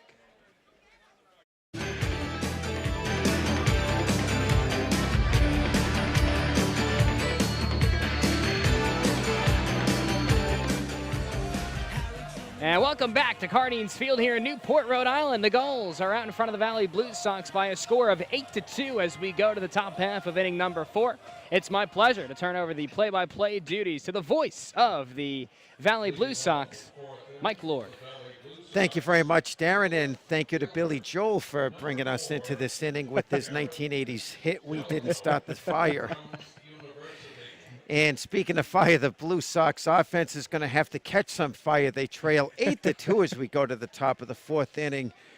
Eric Miller back on the hill for the Gulls. Due up the 6, 7, 8 hitters. Garrett Delano, who's 1 for 1, awaits the first pitch, swings at the off-speed pitch and misses for strike 1. The count is 0-1 to Delano.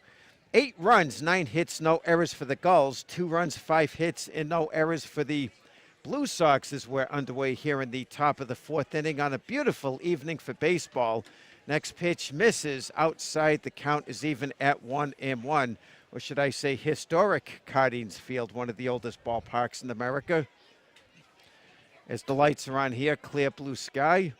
The 1-1 pitch, the fastball is swung on and lifted foul out of play down the right field line. The count is 1 ball and 2 strikes. The Blue Sox are off tomorrow, and then they're a day behind the Gulls because on Wednesday, the Blue Sox will travel up to Alumni Field in Keene, New Hampshire. The Gulls will go to Keene tomorrow to play a doubleheader. So both of these teams having a common opponent for their next game. Right-handed hitter Delano swings and misses at the off-speed pitch for strike 3. So Delano goes down on strikes. Nice pitch by Miller. And Darren, that's probably the first time I've seen Miller, the fireballer, go with his off-speed stuff. Yeah, went to the backdoor curveball there, and as a right-handed hitter, that is a tough pitch to hit. Miller started that one pretty much right down the middle of the plate, broke all the way to that inside corner. That is hard to get the barrel on, let alone hit. Joe Mercadante swings at the first pitch and fouls it back in our direction for strike 1. Even though there's a fence protecting us, we still flinch. It's, I guess, kind of a reflex action.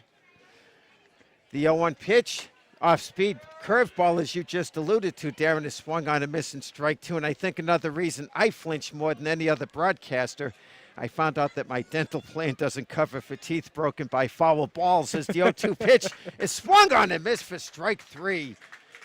Mercadante goes down on 3 pitches, back-to-back strikeouts now for Miller. 2 up, 2 down quickly in the top of the 4th inning. That'll bring up the shortstop, number 3, Mac Wilson, who's 1 for 1 with a single. I mean, how about the job here from Miller here tonight? I mean, he has done a great job keeping Valley off balance, and already for the Southpaw to Stanford, 5 strikeouts. And the first pitch is taken for a called strike. The count is 0-1 to Mac Wilson out of the University of North Florida and resides in Jacksonville. The 0-1 pitch is swung on, a ground ball to the right side. Nice short hop by Gabe Snyder. And he takes a couple of strides to his left and steps on the bag for the unassisted force out. So Miller retires the Blue Sox in order in what I believe was 8 pitches. So midway through 4 here at historic Cardines Field in Newport, Rhode Island. The score remains the Newport Gulls 8, the Valley Blue Sox 2. You're listening to this game on the NECBL Broadcast Network and the Newport Gulls Broadcast Network.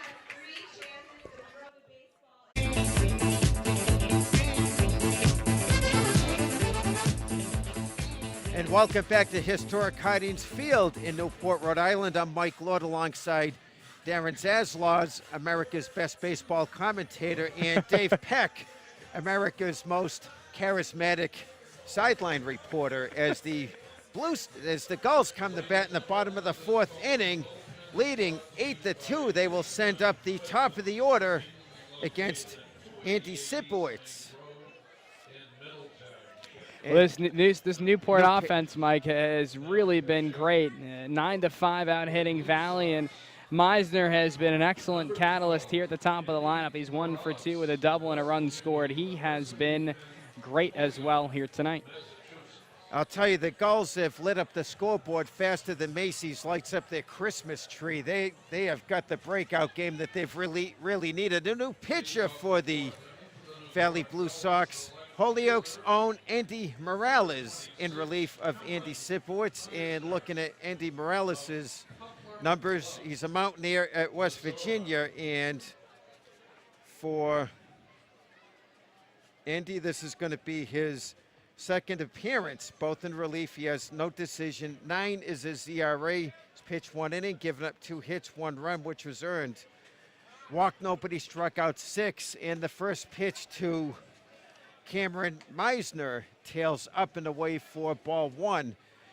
8 runs, 9 hits, no errors for the Gulls. 2 runs on only 5 hits and no errors for the Blue Sox. We're underway here in the bottom of the 4th. The fastball is swung on and fouled off to the screen in front of the Stands down the left field line. The count is even at 1-1 to Meisner, a Missouri Tiger. 1 for 2, a strikeout and a double, and he scored on the 2-run home run by Doshback. As the next pitch is taken for a called strike, the count is 1-2, and running out to the mound to have a quick word with this pitcher is Hunter Fain. Meisner drafted in the 33rd round of the MLB draft by the Kansas City Royals last year. And at Missouri this year, Meisner, a great season, a .282 batting average and 213 at-bats. Played and started 58 games, had 12 doubles, 1 triple, 7 home runs, 34 RBIs. 6'4", 220 is his weight, 308. He came in with that average, turns away from the inside pitch. The count is even at 2-2 as most of the infield is covered in shadow. The entire left side, is second base is still in sun, and most of the outfield toward the fence is covered in shadow as well. 2-2 pitch as the breaking pitch tails outside. The count is full now to Cameron Meisner. Meisner also led Missouri in stolen bases this year with 17, had a .360 on-base percentage. The payoff pitch, the fastball misses outside, so Meisner walks, gets a leadoff walk, and that will bring up Andrew Dashbach, who is 2 for 2, a single and a home run. Well, we talked about the on-base percentage numbers, and Newport tonight simply getting on base, and they're doing it effectively with those extra base hits, working walks. They're doing a very nice job here of getting to Valley pitching. I'll tell you, if I didn't know any better, I'd think they were 11-4 instead of 4-11. I mean, they're taking pitches, not swinging at bad pitches, and their hitting's been nothing short of spectacular. Holding the runner on at first is Chas Hedden as the curveball goes over the head of Andrew Dashbach as he ducks under the inside pitch for ball 1. Yeah, Newport would love to add on to this lead here and continue to keep that offense moving. Gulls have scored at least 2 runs in each of their first 3 innings, 3 in the first, 3 in the second, and 2 in the third, taking about a 3-step lead. Bluffing the steal as the fastball is taken for a called strike at the knees. The count is even at 1-1 to the Stanford Cardinal out of Atherton, California. Right-handed pitcher Morales, 6'4", 220 pounds, checks the runner at first. Infield in a double play depth for the Blue Sox. Outfield playing shallow. The pitch fastball swung on, driven to the gap in right field, and that is going to be high off the fence. Rounding second, headed for third is Atherton, and he's going to be held up at third. Is stopping at second with the stand-up double is Andrew Dashbach, and that is going to be double number 5 on the evening for the Gulls. So the Gulls have as many doubles as the Blue Sox have hits, 5. What a piece of hitting as Dashbach drove the outside pitch high off the chain-link fence. And Mercadante did a good job because that ball just dropped in front of the shrubbery to pick it up and fire it back in. But the Gulls are in business. Runners on second and third, no outs. That'll bring up the first baseman, number 35, Gabe Snyder. The only Gull not to reach base so far tonight.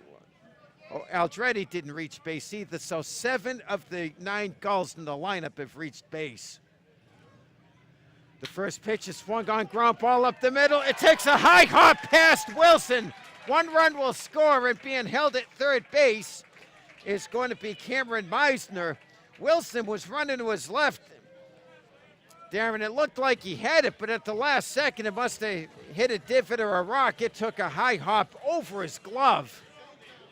So yeah, a CNI base hit. Yeah, probably just took an interesting hop there off of the dirt and may just had some sort of type of spin there to get over the glove of Wilson. But Newport's offense right now, I mean, this is fun to watch. If you are a Newport Gulls fan, this is what Newport has been trying to get to all year. But those 9 runs and 3 innings, we're still in the bottom half of the 4th inning, no one out for Tyler Green. The Gulls trying to keep it going. So now Gabe Snyder joins the hit parade. Runners on the corners for the Gulls. Tyler Green, first up the middle. It gets by Mac Wilson. 1 run is going to score. The ball gets past Grunberg, but being held up at third base is going to be Snyder. So an RBI single for Tyler Green, and the field umpire tried to run out of the way, and I think the field umpire, Darren, might have distracted Wilson on that play. Certainly may have gotten in his way, but Grunberg there just simply overran the baseball out there in center field, and he was able to get part of his glove on it, which helped that ball not roll all the way into that deep triangle out there in center field. But Newport once again adding on to this lead with excellent hitting in the frame. So now Tyler Green joins the hit parade as well. J.J. Blade, 2 for 2, an RBI double and a single. Runners still on the corners. The pitch is swung on, driven to the gap in deep left field. Grunberg going back, and the ball goes off the wall. One run is going to score, and being held up at third is going to be Tyler Green. So it's going to be another RBI double for J.J. Blade, and the Gulls now lead it 11-2. And this Newport offense, this is power, this is focus, this is everything that you can want from this offense right now. They're doing it all. Excellent base running as well. And for Newport, already 4 hits in a row. 2 of them have been extra base hits in the frame. I mean, it has been incredible to watch this offense click. Bringing back memories of the 6 Newport Gull teams that have hoisted the Fay Vincent Trophy. And I'll tell you, when I drive home tonight, it's going to be an 80-mile drive. The sound of the ball coming off the bat's going to play in my head the whole night. They are, and they're attacking fastballs, most importantly. Morales leaving a few up in the zone. Newport taking advantage. They're being aggressive, but yet they're not trying to do too much. They're not overswinging. They are putting the barrel on the baseball consistently. And the base running has been very frugal. Coach Al Leva not gambling on the base paths, and boy, it has paid dividends. That'll bring up the shortstop, Bruce Steele, who is 1 for 2, a 2 RBI double. A ball gets by Fain, and that was Tyler Green running, but he put the brakes on and came back, as there's very little foul room here at Cardines Field, about 15 feet tops. It's close enough where if the umpire sneezes, I can hand him a Kleenex. To put this in perspective for you, Newport with 13 hits tonight, 8 of them have been for extra bases. So the count is no balls and 1 strike to Bruce Steele. Steele out of Wake Forest in Jupiter, Florida. The curveball misses high for ball 2. The count is 2 balls and no strikes now. So the Gulls putting on a clinic here, and they were overdue for a breakout game. And the fans like me here, not because of my dry Midwestern charm, but it's because the Gulls usually win when I'm here. Morales gets to sign. The fastball just misses outside for ball 3. The count is 3 balls and no strikes. If I knew this was going to happen, I would have taken a plane to the Philippines for a couple of days to get as far away from here as I could. I seem to jinx the Blue Sox when I come here to Cardines Field. Much to the delight of the Gulls fans. 3-0 is the count. The 3-0 pitch taken inside for ball 4, so all 6 Gull hitters here in the bottom of the 4th inning have reached base. The bases are loaded for Ty Duval, and all he's done is ground out and get a 2-run home run. You've seen power, you've seen excellent base running, you've seen timely hitting. I mean, this offense really being multi-dimensional here tonight, and that's what you want to see.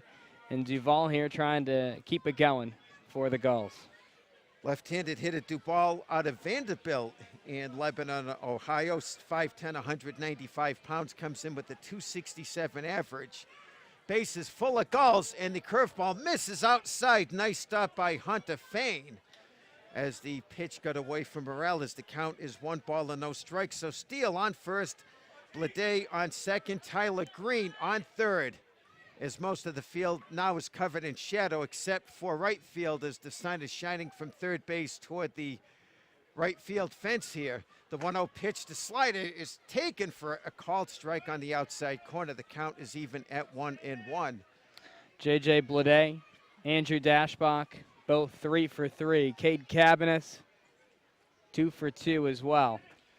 The infield is in with the bases loaded, nobody out. Morales gets to sign. The fastball and check the swing, and the appeal to the first base umpire says he did, but I think the pitch would have been called a strike anyway, so the count is even at 1 ball and 1 strike. For Morales, he's getting ready to throw pitch number 20. And he's already faced 6 batters, Duvall being the 7th. Bromberg playing deep in center field as the 1-2 pitch taken low in the dirt, and it bounces off the glove of Fain, and all the runners will advance 90 feet. Scoring from third will be Tyler Green, the 12th run of the game for the Gulls. Blade advances to third, and Steele advances to second. It may be ruled a wild pitch. And the official scorer doing a good job gives me the thumbs up, so that's the first time this evening that I'm correct. So maybe I could start my own streak here.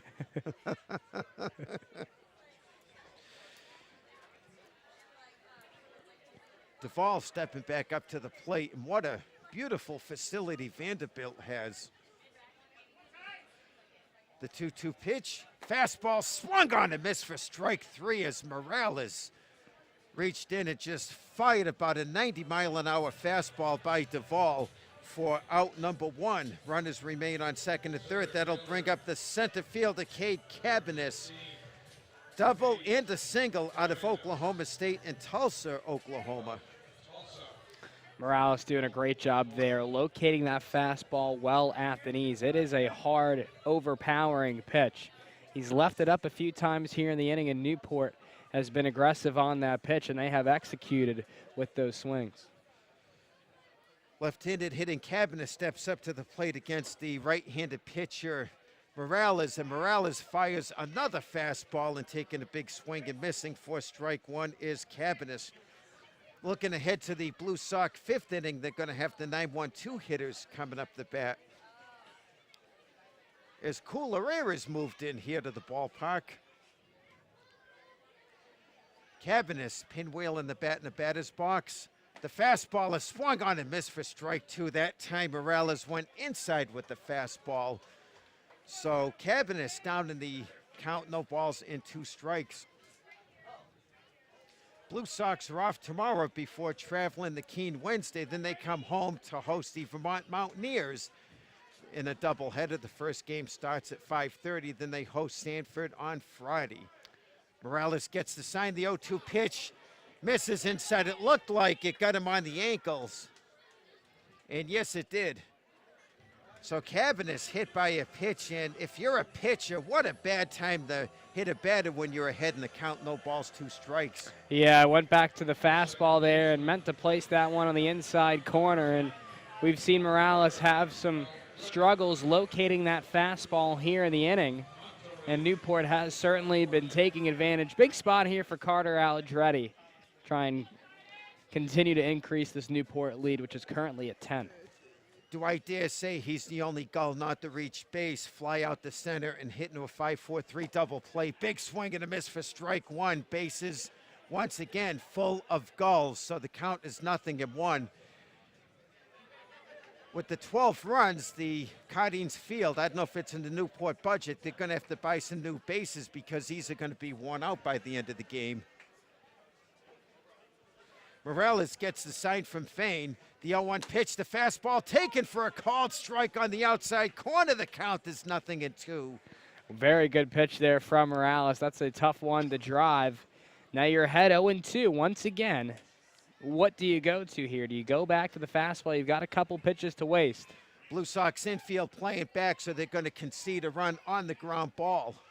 12-2 is your score.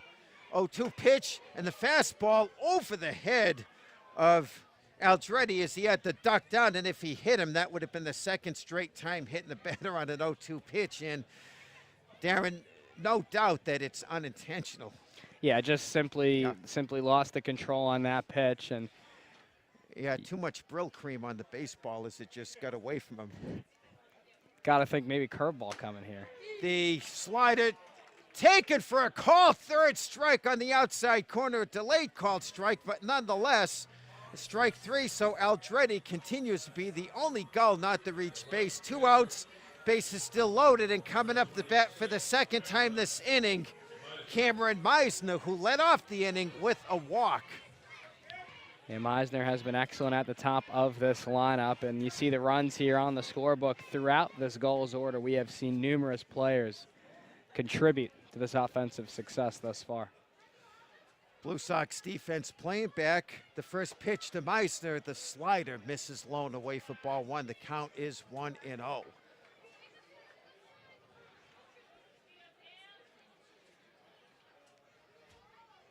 Meisner out of Missouri, 6'4", 220, and has good speed for a man his size playing left field.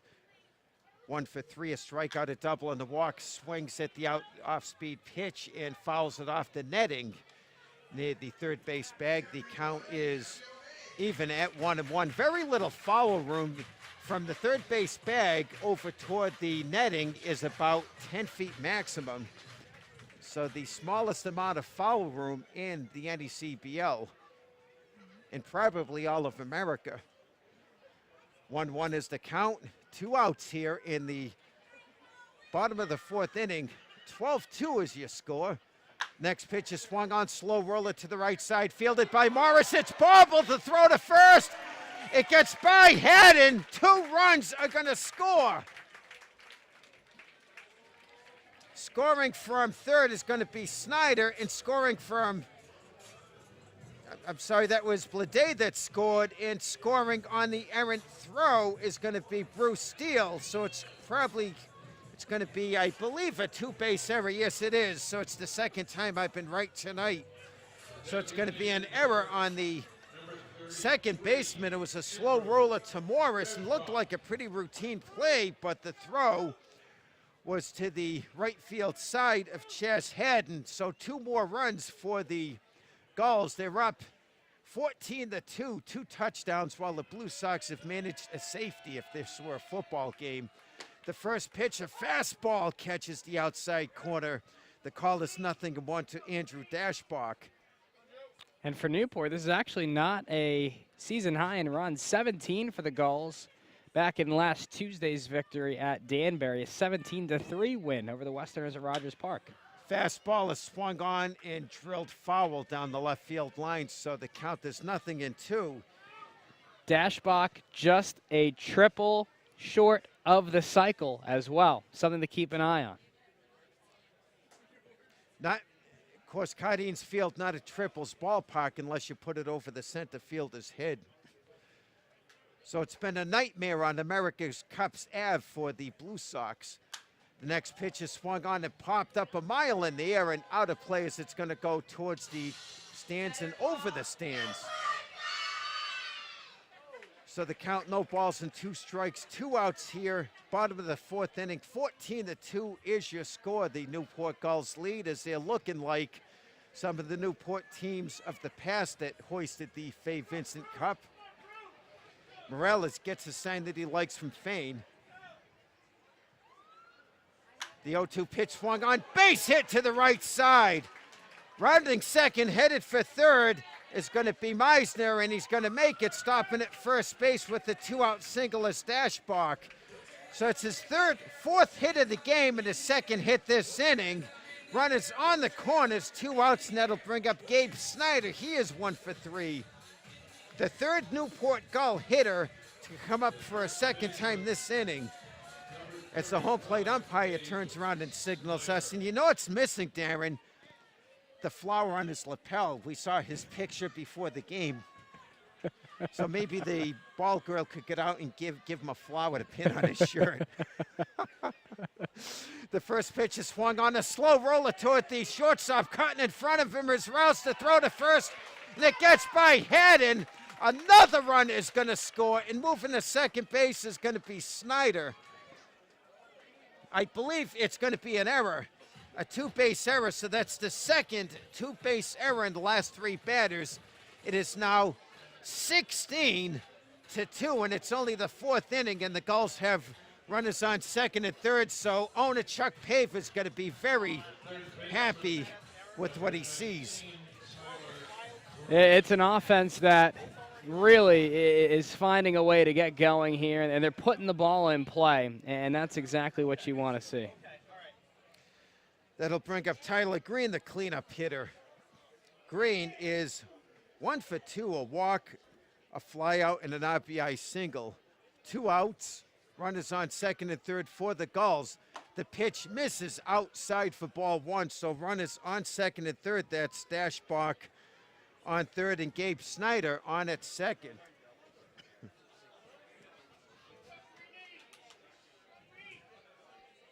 Morales gets the sign from Fain. The infield playing back. The 1-0 pitch misses outside, so the count is 2 balls, no strikes to Ty Green out of Vanderbilt in Williamsville, New York. 6'6", 235 pounds. Comes in with a 256 average. Righty-righty matchup here. Next pitch is swung on, ground ball to the left side. Base hit! And scoring the 17th run for the Gulls from third base is going to be Dashbach.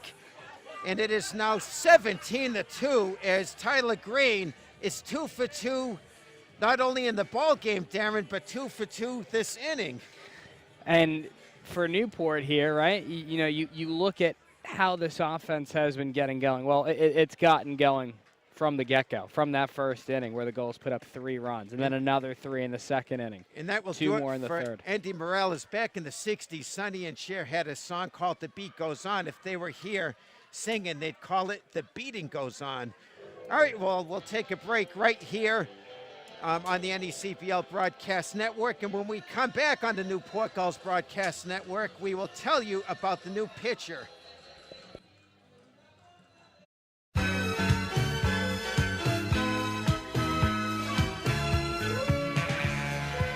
And welcome back to Cardines Field. New pitcher for the Blue Sox. That's going to be Maxwell Ryan. And thank you to Yvonne Elliman for bringing us back in with her 1970s hit, If I Can't Have You. His first pitch, a slider outside, called strike to left-handed hitting J.J. Blade, who's 3 for 3, 2 RBI doubles and a single. Making his third appearance is Maxwell Ryan out of Woodstock, Georgia, Kennesaw State. The next one catches the inside corner for a called strike. A very unorthodox sidearm delivery is Ryan Maxwell. 0-116 is his ERA. The next pitch misses outside. The count is 1-2. So runners on the corner, 17-2 is your score, as the Gulls have tied their season high in runs, so the Danbury Westerners won't feel too badly if the Gulls can bring home another run. The next pitch misses low in the dirt. Nice stop by Hunter Fain, as we have Tyler Green on at second, Gabe Snyder on at third, as the Blue Sox have committed 2 errors here in this inning to add insult to injury. Deuces are wild. The 2-2 pitch misses outside, 3 balls, 2 strikes. I'm alongside Darren Zaslar and Dave Peck, and to my left is legendary. And the next pitch misses for ball 4. So walking on 4 pitches is going to be Blade, as the legendary public address announcer Don O'Hanley. We talked about Don. He's been with the Gulls from the start, and he was born the same year as Elvis. I'm not going to reveal what year that was, and I don't want to say his age, but I'll tell you guys, watching him move around, he is in much better shape than what Elvis would have been in. Well, not quite the singer, but he's got the better public address voice, in much better physical shape. That'll bring up Bruce Steele. Bases once again loaded. He swings, line drive to right field, base hit.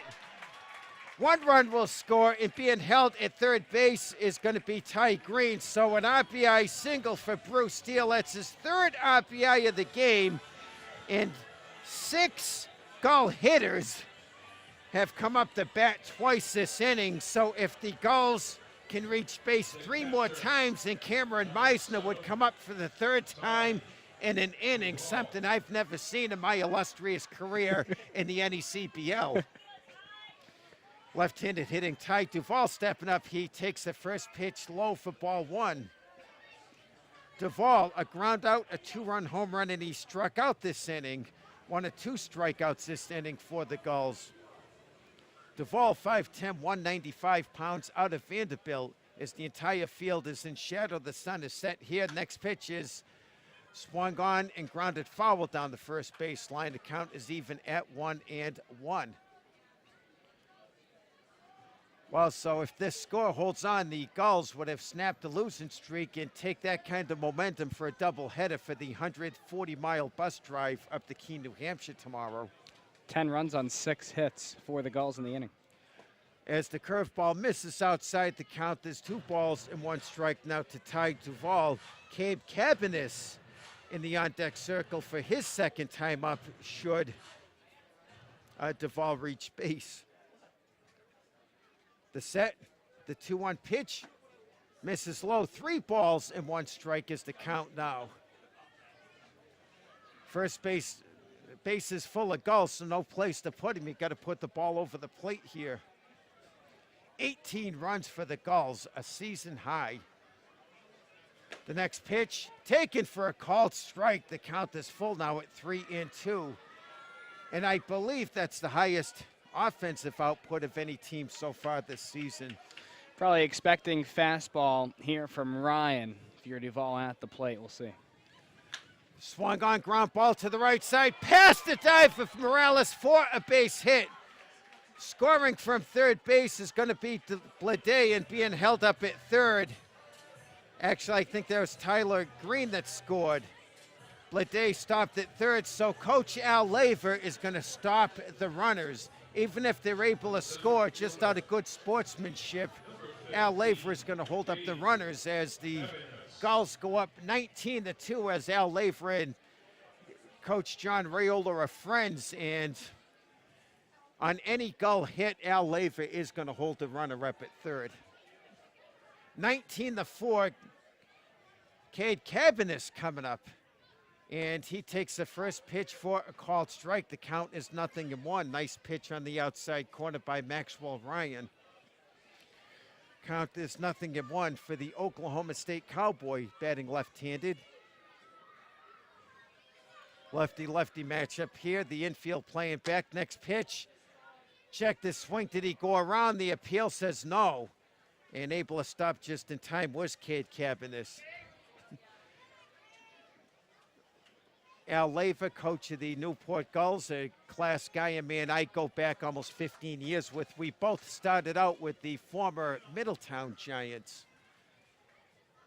His wife, Connie, a senator out in the state of California. The 1-1 pitch swung on, ground ball to the right side, fielded by Morris. The lob over to Hadnett. That almost pulled him off the bag. So that'll do it for the Gulls, but not before they send 17 batters up to the plate. They get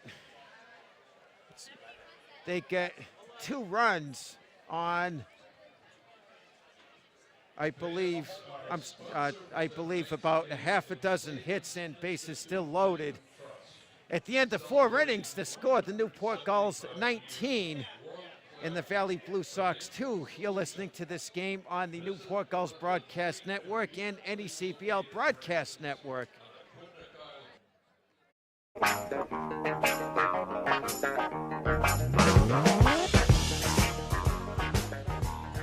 Welcome back to historic Hardings Field in Newport, Rhode Island. I'm Mike Lord alongside Darren Zaslaw and Dave Peck as the Blue Sox come to bat for the first time in about a half an hour. They will send up the 9-1-2 hitters as the bottom of the 4th inning, the Gulls sent 17 hitters up at the plate. Unbelievable. And that's what this Gulls team has needed. And now you start to see the real potential of this offense. And Eric Miller on the mound, he has been great as well. It starts with him. He's been getting ahead. He's been throwing a lot of strikes, doing a great job here for Newport. Miller back on the mound. Mark Grunberg leading off. He takes the curveball inside. It'll be interesting to see how Miller pitches with so much rest in between innings. Working quickly is Miller, the 1-0 pitch. Taken for a called strike on the inside corner at the knees. The count is even at 1-1. So my partners, Darren and Dave, are saying I'm a good luck charm for the Gulls. Makes me think of Elvis Presley's song, Good Luck Charm, is Grunberg swings and drives a ground ball up the middle, but ranging to his left is Bruce Steele as he fields the ground ball on a short hop near the bag at second and fires over to Gabe Snyder for the 4-3 ground out. 1 up, 1 down. That's 5 consecutive Blue Sox retired by Eric Miller. The last Blue Sox to reach base was Andrew Rouse via the walk.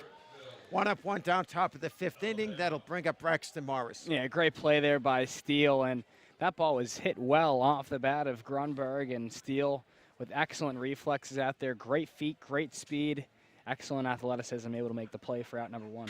Braxton Morris 1 for 2, a strikeout and a double. He swings at the off-speed pitch and misses. The count is 0-1 as the breeze blown from left to right here at Cardines Field, much like it does at McKenzie Stadium. Morris, a sports management major out of Morehead State, takes the curveball outside. The count is even at 1-1. He's a communications minor. He's 1 for 2.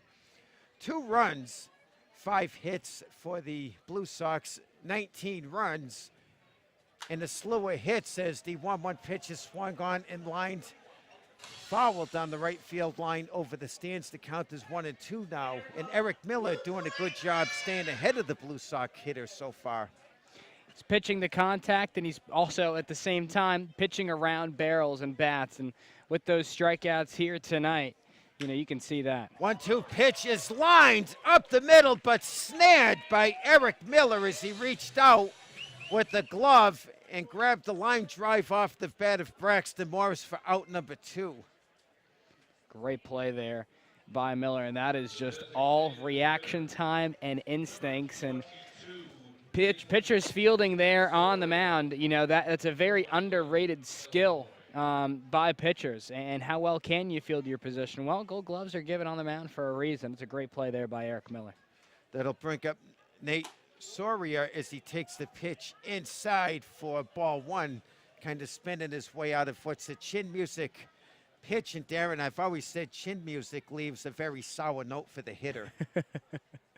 1-0 is the count. The pitch misses outside. The count is 2-0. That's only about the 10th pitch that Miller has thrown this inning. When he retired the Blue Sox in order, he threw only 8 pitches. The 2-0 pitch, curveball, misses outside for ball 3 as holding up on his swing is Soria. Soria is 1 for 2, a single and a strikeout. Soria out of Xavier in Homer Glen, Illinois. Right-handed batter, 5'10", 175. Infield playing back, the 3-0 pitch misses for ball 4, so Soria walks on 4 pitches. So the Blue Sox get their first base runner this evening with 2 outs. That'll bring up the first baseman, Chas Haddon, who is 1 for 2. Grounded into a fielder's choice, had an RBI single. And we're going to have a pinch hitter now. That is going to be number 29. Nick Bandman, who will probably, he's going to stay at designated hitter. Bandman has played first and second base this season. Bandman takes the curveball for a called strike, and for Bandman, he comes in, trying to find his average with an average of .071. The fastball catches the outside corner, so good job by Miller. The slow curveball caught the outside corner. Now the fastball caught the outside corner as well. Down in the count, 0-2 is Bandman. The 0-2 pitch catches the outside corner for a called strike, so Bandman goes down on 3 pitches, and that'll do it for the Blue Sox here in the top of the 5th inning. They get no runs on no hits, and they leave a runner. We're midway through 4 here at Cardines Field in Newport, Rhode Island. The score remains the Newport Gulls 19, the Valley Blue Sox 2. You're listening to this game on the Newport Gulls Broadcast Network and the NECBL Broadcast Network.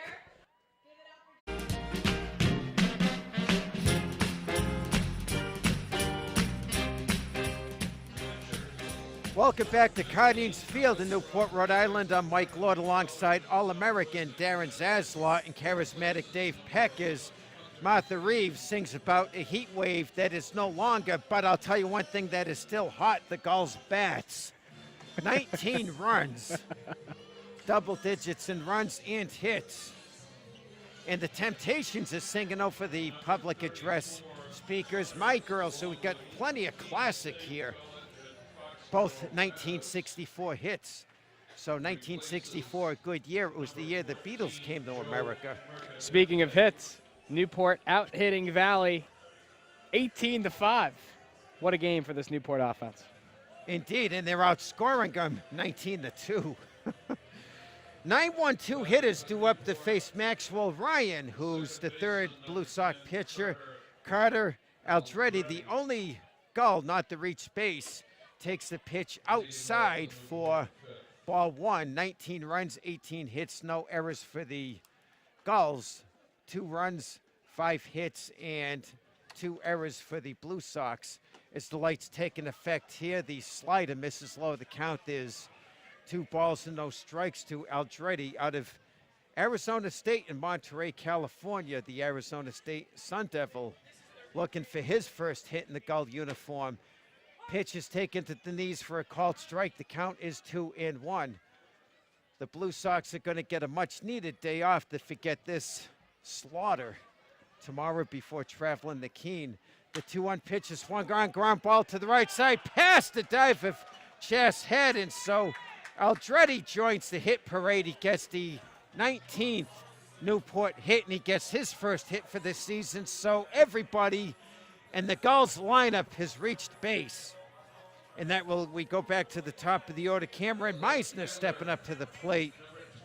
He's reached base 3 different times, a double, a walk, and an error, and he struck out.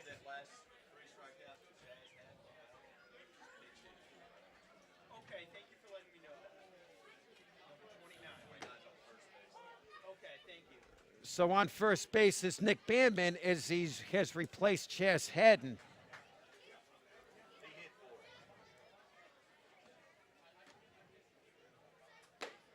The next pitch is taken for a called strike. The count is quickly 0-2 to Cameron Meisner.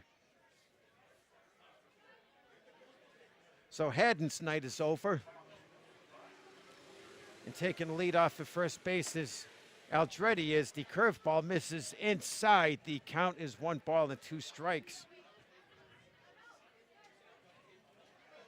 Infield in a double play for the Blue Sox with 1 on and nobody out. The 1-2 pitch misses low. The count is even at 2-2. So this is the first and only game for the Blue Sox this season. And the way things have gone, they could be very happy. It's the only time they're going to play. The next pitch misses in the dirt, and Hunter Fain had a hard time locating that pitch. Although if the Blue Sox were to come back here, Darren, I think I'd be asked to stay home. Meisner in high school was the number 3 high school prospect and top outfield prospect in the state of Missouri, according to Perfect Game. As he swings and fouls the pitch off to the left side, the count remains full.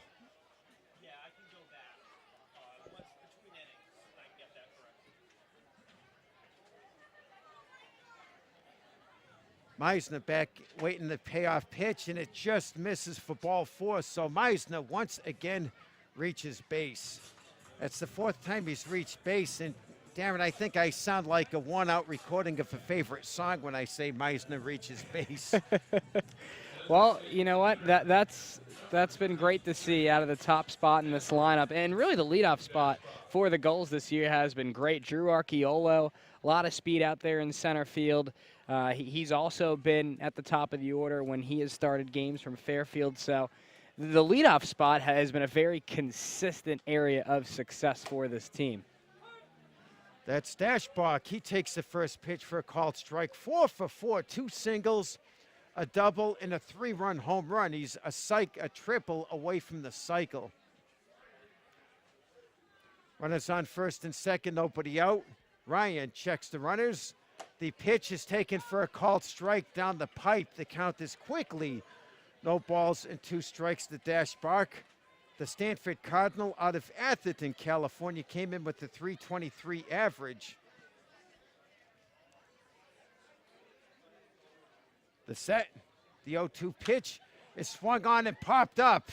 right around the bag, gets second. It's drifting right. Braxton Morris under it. He stumbles and makes the catch in shallow right field for out number 1.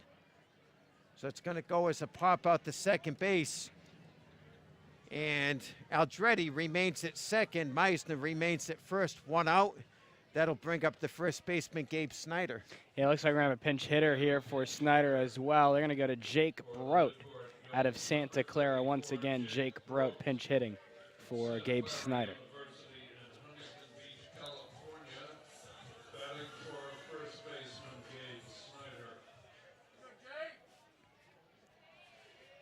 In legendary public address announcer Don O'Hanley introducing him.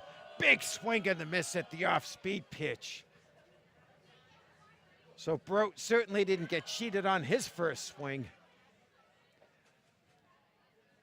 As the trees behind the fence moving back and forth because of this swing. 0-1 is the count. Ryan sets. And the next pitch misses low in the dirt. The count is even at 1-1 to Broat.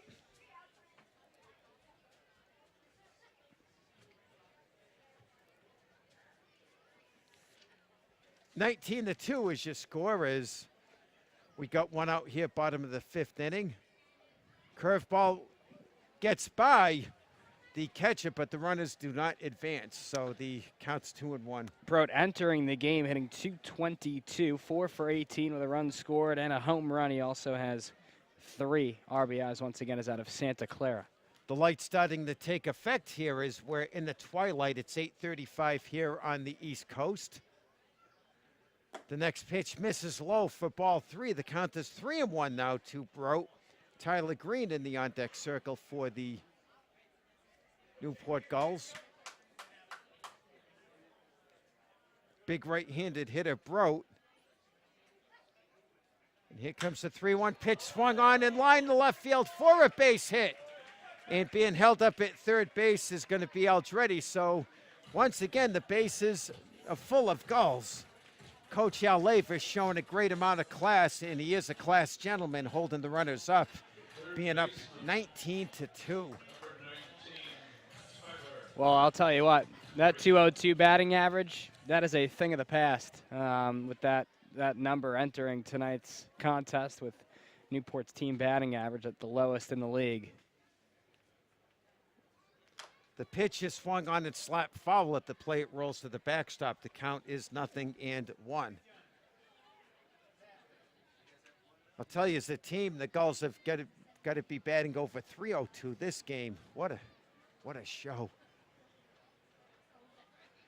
Right-handed hitter Green out of Vanderbilt, Williamsville, Kentucky, swings at the next pitch and grounds it foul down the third base line. So the count is quickly 0 balls and 2 strikes. I'm surprised that Coach Al Laver didn't feel that ground ball. Newport again at Keene to take on the Swamp Bats for a doubleheader beginning at 5 o'clock tomorrow. So lots more baseball happening. 0-2 pitch and diving to his right is Hunter Fain to stop that ball from going to the backstop. And what really is a pretty short turnaround, understanding that a lot of these games typically happen around that 6:30 mark. Newport will face Keene in game 1 of the doubleheader at 5 p.m. tomorrow.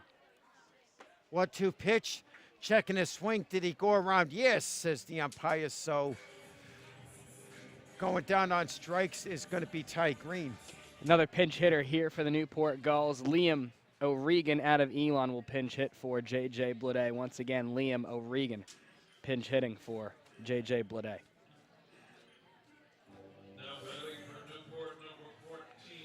2 outs, bases full of Gulls. And Liam O'Regan, right-handed batter up. And Regan takes the first pitch for a ball. O'Regan wearing number 14, 6'2", 215 out of Middletown, Rhode Island, and Elon University, which is located down in North Carolina, I believe. Next pitch is swung on and missed for strike 2. Jeff Mayo, who was a catcher for the former Holyoke Giants, came out of Elon, and he is now a principal at a grade school down in the North Carolina area. So the NECBL turning out some successful people, not only in baseball, but also in the business world. As the one pitch misses low, the count is 2 balls and 1 strike. J.J. Blade finishes his evening 3 for 3, 3 runs scored, and 3 RBI. Next pitch is swung on and missed, and deuces a wild for the second time this inning. And speaking of success, the man to my right, Darren Zaslar, is no stranger to success, as he got accepted at the Northwestern Graduate School for Journalism, as the 2-2 pitch misses high for ball 3. So not only is he America's best commentator, but he does it in the classroom as well. Oh, well, thank you very much. And I'd like to give a shout out to his mom, April, who listens to us, as the next pitch is swung on and fouled back. The count is full at 3 balls and 2 strikes. And I'll tell you, I would be here until tomorrow morning if I had to list off all of Darren's accomplishments. Thank you. I appreciate that. The payoff pitch is swung on, and the one hopper back to the mound. Ryan Maxwell will run over to the bag and underhand it to Nick Bandman for out number 3. That's going to go 1-3. So the Gulls, for the first time tonight, do not score. They get no runs on 1 hit, and they leave the bases loaded. We've completed 5 innings here at historic Cardines Field, and the score remains the Newport Gulls 19, the Valley Blue Sox 2. You're listening to this game on the Newport Gulls Broadcast Network and the NECBL Broadcast Network.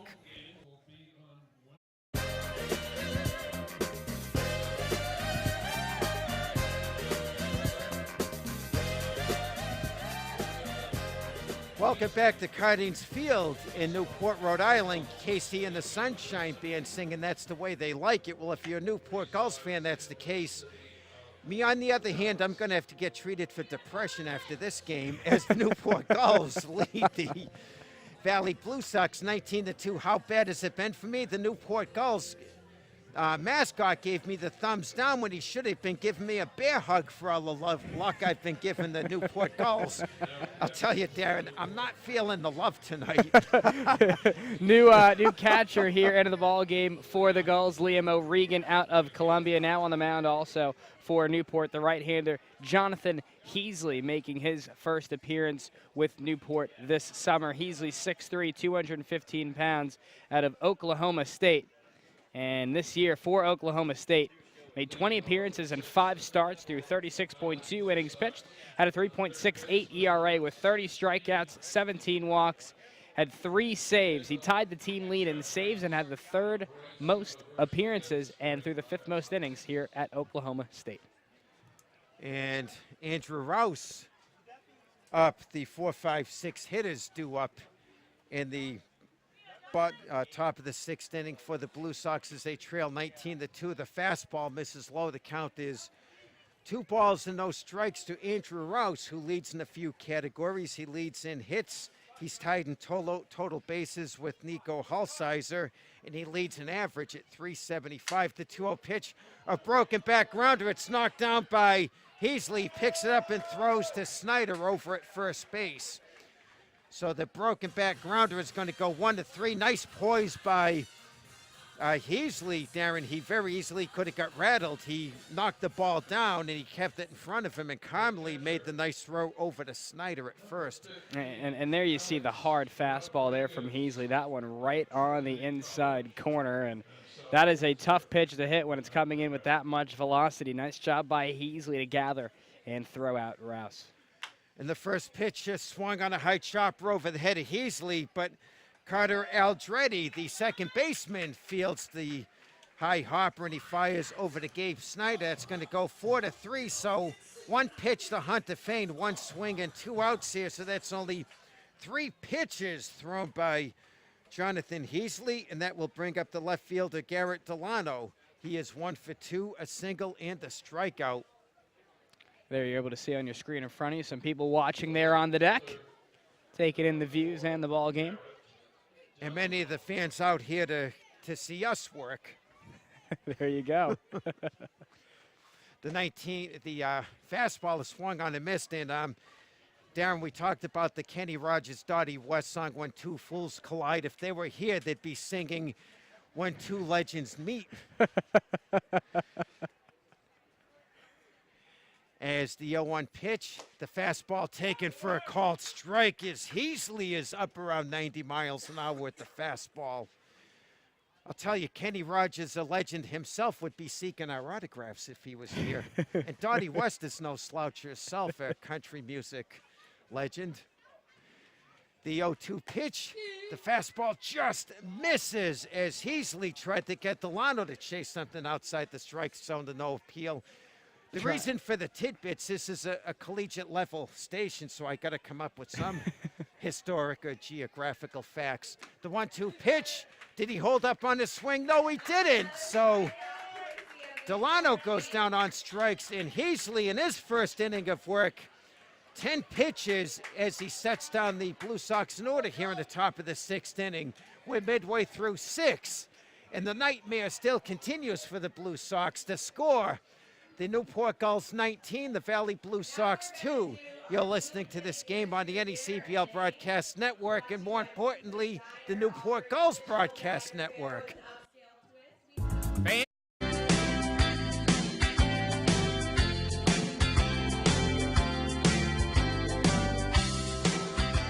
Welcome back to Cardines Field. Thank you, Huey Lewis, for helping to bring us back. And before I say much more, America's most charismatic reporter, Bowdoin superstar Dave Peck, will give us some out-of-town scores. Well, thank you, Mike. I guess I got to live up to that. Couple of double headers in the NECBL today. Mystic able to get Game 1 versus Ocean State. That score of 4-2. They're in their second game in the top of the 7th right now. Mystic up 6-0 versus the Waves at Fitch High School. Also, the New Bedford Bay Sox and Danbury Westerners had a doubleheader in Game 1.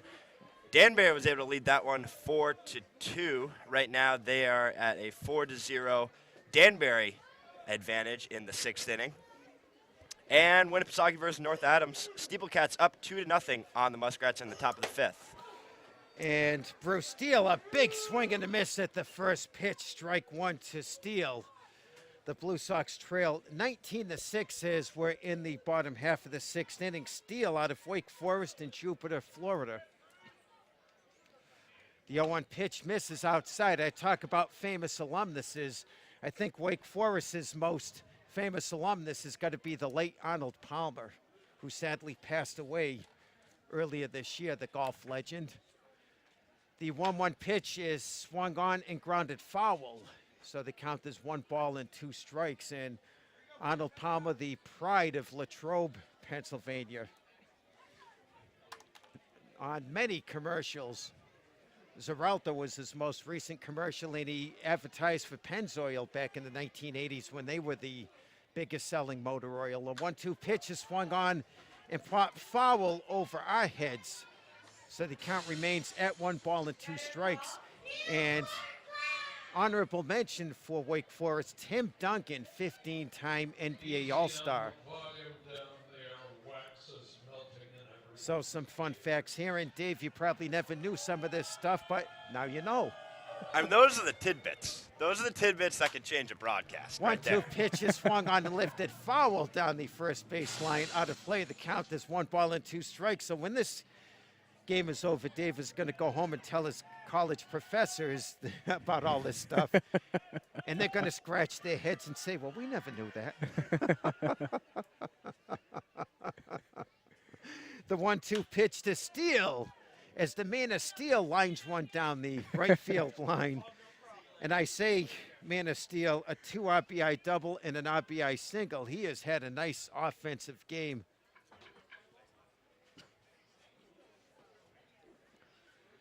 And I mentioned how charismatic my partners, Darren and Dave, are. When they came up here, a bunch of female fans were following them up here as the 1-2 pitch is swung on and fouled back. So no disputing their charisma. Going back up to the plate, Bruce Steele, Ty Duvall in the on-deck circle. Blue Sox off tomorrow before they travel to Alumni Field and going home Thursday and Friday. As the 1-2 pitch swinging, just getting a piece of it to stay alive, is Bruce Steele. You also mentioned Valley with an off day tomorrow, and a decently long trip. That'll definitely be needed. And then back for the Blue Sox here, time to to flip the page and get moving on the next game. 1-2 pitch misses. The count is 2-2. So tomorrow's an off night, and the way they've played tonight, I guess I could say tonight's an off night as well. The 2-2 pitch misses outside. 3-2 is the count here at historic Cardines Field. And from what I understand, Babe Ruth played a game here at one time. Satchel Paige, yeah, Cardines Field actually considered to be a cousin of Wrigley Field and Fenway Park. The pitch misses outside for ball 4, so walking on 7 pitches is going to be Bruce Steele, so he draws a leadoff walk. That'll bring up the catcher. Looks like number 27. I think we get a pinch hitter. I believe it's Liam McGill. That is actually the 5th time in 6 innings that the Gulls have gotten their leadoff runner on. And that's key. The leadoff man certainly key. We'll see what Liam McGill can do. And the first pitch misses outside. Liam McGill out of Stanford University, Wildwood. Yeah, Wildwood, Missouri, Stanford University. So McGill awaits the 1-0 pitch. Here it comes, taken for a called strike. A few years ago, or should I say a half dozen years ago, back in the Gulls' glory days, Sean McGill, former Boston College catcher, played a couple of seasons with the Gulls. And the next pitch is swung on a one-hopper back up the middle. A throw over to Wilson for 1, and the throw to first, as they can't complete the double play as the throw gets by Danman. So it's going to go as a fielder's choice 1-6. So the woes continue for the Blue Sox as Mac Wilson commits an extremely rare throwing error. Looks like there's going to be a pinch hitter as well here for Cade Cabanis. Drew Archiolo out of Fairfield University. Archiolo this year for the Gulls, hitting .226. He is 12 for 53 with 10 runs scored. That leads the team.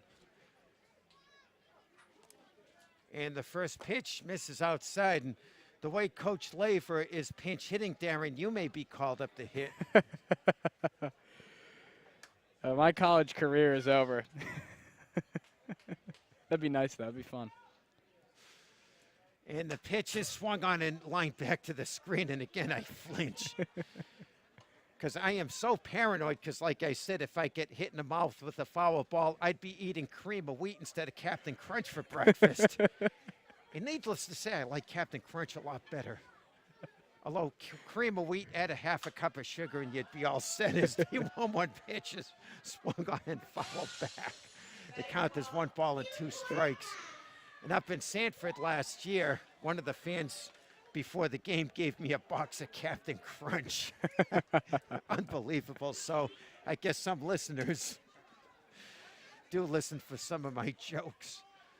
The 1-2 pitch, a half-hearted swing and a miss for strike 3. So going down on strikes is Archiolo. 1 out and runners on first. That'll bring up Carter Aldretti. Doesn't that sound like a NASCAR name, Carter Aldretti? It does, and Dave would agree with Mario Andretti. I think he was a Formula One racer. I think he was a Ferrari Formula One racer, Mario Andretti. Yes. So Aldretti is 1 for 4. Awaits the first pitch. Just misses outside. The count is 0-1. And I'd like to say thank you to Tom Lima, the longtime production person for the Newport Gulls, doing an excellent job as he usually does. And the pitch is swung on and fouled back. Tom, who's one of my Facebook friends, came over to say hello, and his brother Nick, former broadcaster for the Newport Gulls. And Darren, you and I had the pleasure to work for him many times. Work with him, I mean. And Nick, with the famous fedora, made the fedora famous once again. So, Nick, if you're listening, hello. The 1-1 pitch is swung on and missed for strike 2. One other person I want to give a shout out to is former Newport Gulls coach Mike Coombs, who led the Newport Gulls to 5 of their 6 Fay Vincent trophies. as the 1-1 pitch misses. And of course, the first one he got with the Gulls was his first season in 2005. The offensive star Kyle Hankard out of Southern Cal. He came the closest to getting a triple crown in the NECBL. He led the league in home runs, RBIs. He was second in batting, only 4 points away from the leader. So he would have been the first and only triple crown winner in the NECBL if he could have gotten the batting crown. As the back to the present, or back to the future, I should say, by Huey Lewis. The count is full. Payoff pitch is swung on, grounded foul down the third base line. And here's your line for Newport thus far in run hits and errors. 19 runs, 20 hits, and 2 errors for Valley.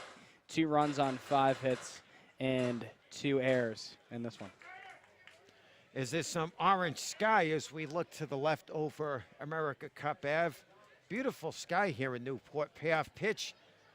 Oh, taken for a ball 4. Usually when a batter runs prematurely, the umpire will pull out his lasso and snag him and pull him back to the batter's box. So Aldretti drawing a walk. We go back to the top of the order. Oh, taken Miser. Runners on first and second. And 2 outs. So Cameron Miser could be the last batter in my work of play-by-play. And the pitch misses low for ball 1. The count is 1-0. And the lights taking pretty full effect here in Newport, Rhode Island. Of course, the Gulls will be back home here on Wednesday night at 6:35 to host the Ocean State Waves on Salve Regina night. And the curveball is taken for a called strike. The count is even at 1-1. And I believe the town or city of Newport has more mansions than any other place in America. Mm-hmm. The 1-1 pitch is taken for a called strike, so the count is 1-2 now to Cameron Miser. With the Missouri Tigers, there are 3 Tigers in Division I. The Missouri Tigers, the Auburn Tigers, and the Clemson Tigers. The pitch, the 1-2 pitch, misses low, so deuces a wild for the 4th time. Is it the way I emphatically say it? So when Alabama won the football national title a couple of years ago, they had the team 3 Tigers, the Missouri and Auburn Tigers in the Southeast Conference and the Clemson Tigers in the national title game. The 2-2 pitch is lifted to deep left field, but under it is Garrett Delano, and he makes the catch for out number 3. That'll do it for the Newport Gulls. They get no runs on no hits, and they leave a runner. We've completed 6 innings here at the historic Cardines Field in Newport, Rhode Island, and the score remains the Newport Gulls 19, the Valley Blue Sox 2. You're listening to this game on the NECBL Broadcast Network, as well as the Newport Gulls Broadcast Network. 30th All-Star Game or the New England Collegiate Baseball League, visit www.necbl.com.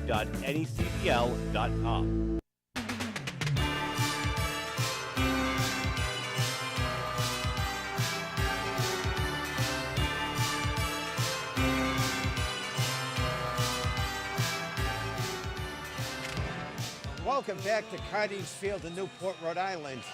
I'm Mike Lord as the Blue Sox come to bat in the top of the 7th inning, trailing 19-2. They will send up the bottom of the order against Jonathan Heasley to take you through the play-by-play the rest of the way. America's best commentator as well as most eligible broadcaster, the voice of the Newport Gulls, one of my favorite people, Darren Zaslaw. Thank you very much, Mike. Always a pleasure working with you. We'll see what Valley can do here in the top half of inning number 7. The 7, 8, and 9 hitters.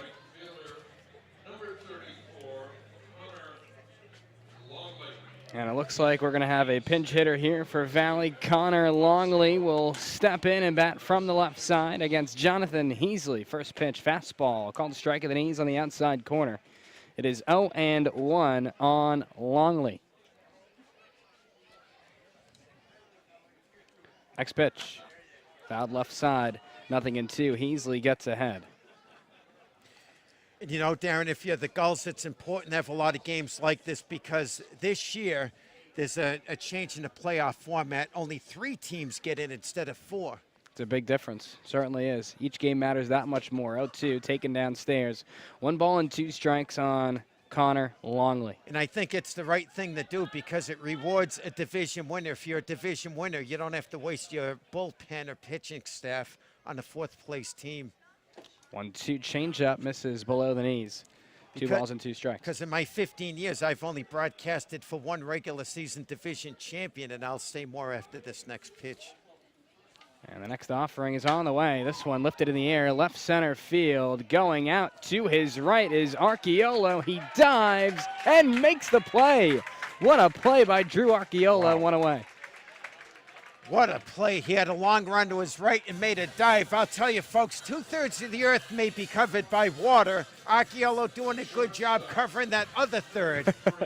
And it looks like Valley's manager in John Raiola was actually just tossed from the game during the intermission, the middle of this frame, as Mac Wilson, the shortstop, will step in, looks at a fastball wide of the zone. It's ball 1. Not exactly sure what the argument was about, but 1-0 pitch.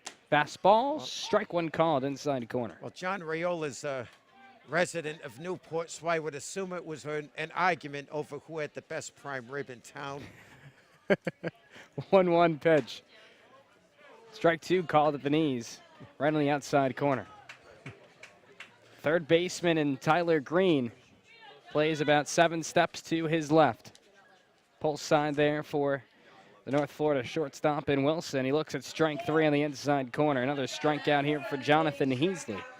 His second of the ball game brings up the center fielder in Mark Grunberg out of Townsend. He's 0 for 2.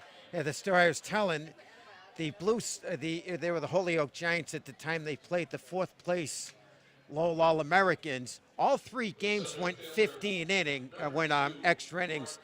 First game went 11, second game went 15, third game went 11. The Holyoke Giants won as the first pitch misses outside. So by the time the Giants faced Vermont, who swept Keene in the second round, they had nothing left in the tank.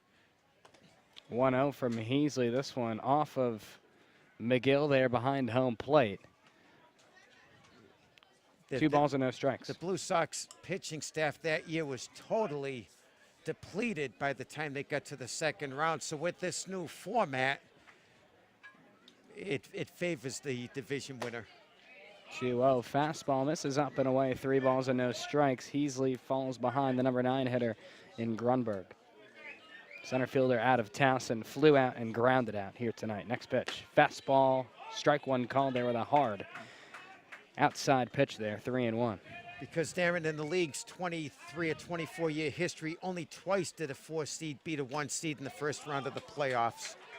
3-1, swing and a miss. Count pushes full on Grunberg.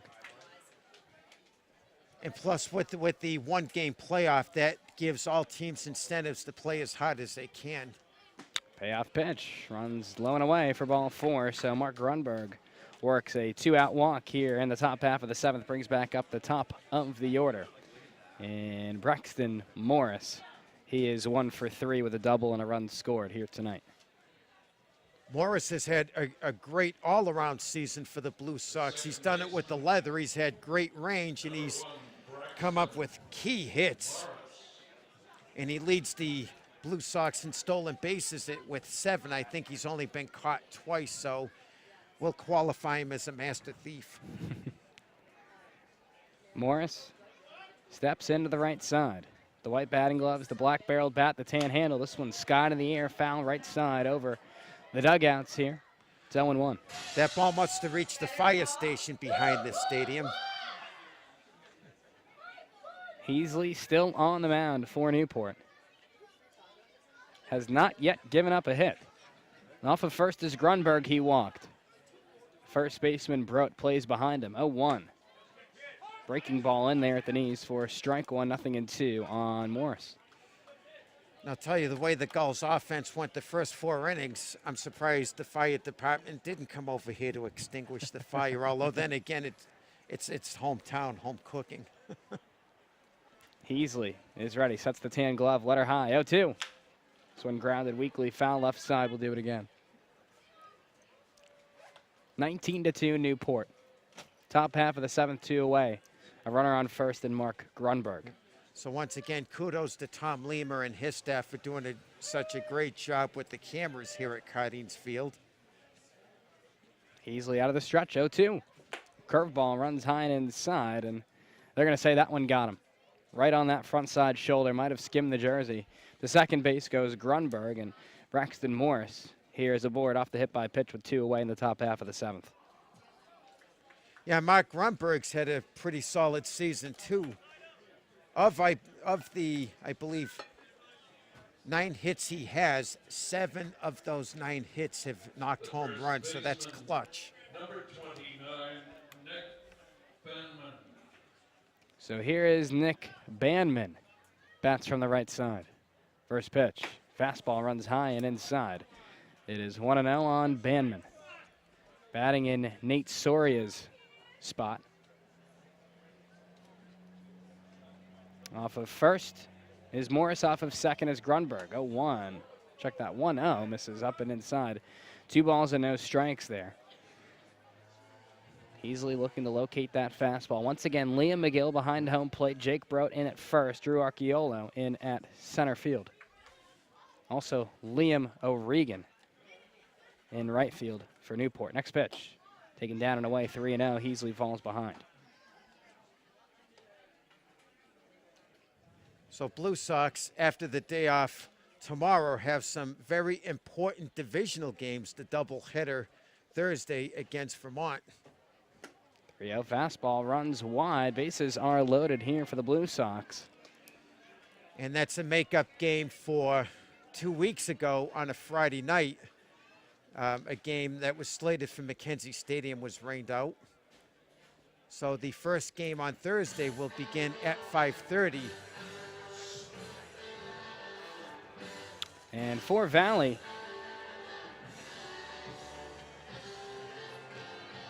we'll see what they can do here. I believe that's The third baseman, Nick Banman. number 16, Kendall Jeffries. Kendall Jeffries will step in.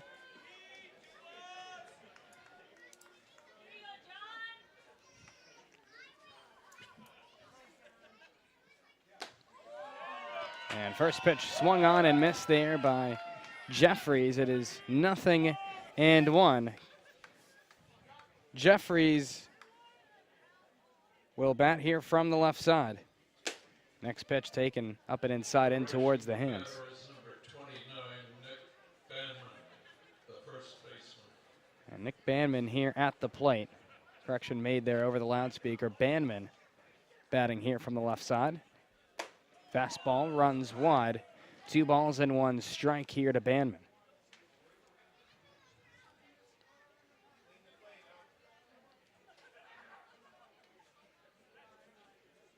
Next pitch, up and away.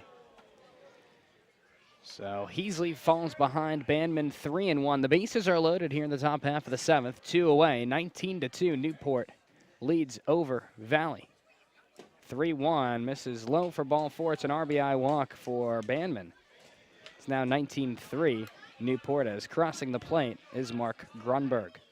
And for Banman, that's going to be only his second RBI. His other RBI was a solo home run up at Robbie Mills Field in a 4-2 loss against the Laconia Muskrats. Banman seeing very limited action due to injury. Banman on first, Soria on second, Braxton Morris on third. Already 1 run in the frame for Valley. They haven't had a hit yet. As Andrew Rouse steps in. Sees a fastball for strike 1 there from Jonathan Heasley. Rouse bats from the right side, the all-white batting gloves, the all-tan bat. Next pitch. This one a weak ground ball to third. Picked up there by Green. He will throw out Rouse, and the inning is over. For Valley, they push across. 1 run on no hits, leave the bases loaded with no Newport errors. Let's stretch and come back with the bottom half of the 7th inning. Newport in control of this one, 19-3, right here on the NECBL Broadcast Network. For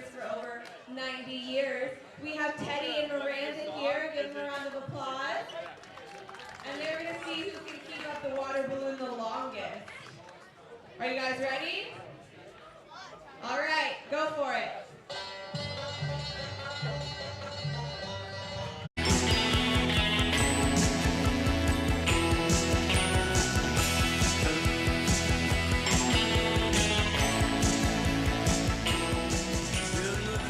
Welcome back here on the NECBL Broadcast Network. We go to the bottom half of inning number 17. Newport in front of Valley 19-3. New pitcher on the mound. For the Valley Blue Sox, they're going to go to the right-hander, Tanner Thomas, out of the University of Utah. And to tell you more about him, here's the voice of the Valley Blue Sox, Mike Lord. Thank you very much, Darren, out of Centennial, Colorado. And for Tanner, this is going to be his second appearance in relief. No decision, 0.00. He's pitched 1 inning, given up 1 hit, 2 runs, but neither one of them were earned. No walks and 1 strikeout. So this is Andrew Dashbach, looks at a pitch inside for ball 1. Thomas works out of the stretch, the 1-0. Swing and a miss by Dashbach, 1-1. Andrew Dashbach here tonight. He has been excellent, 4 for 5, 4 runs scored and 4 RBIs, increases his batting average this season to .389. Thomas sets and fires. Fastball fouled straight back.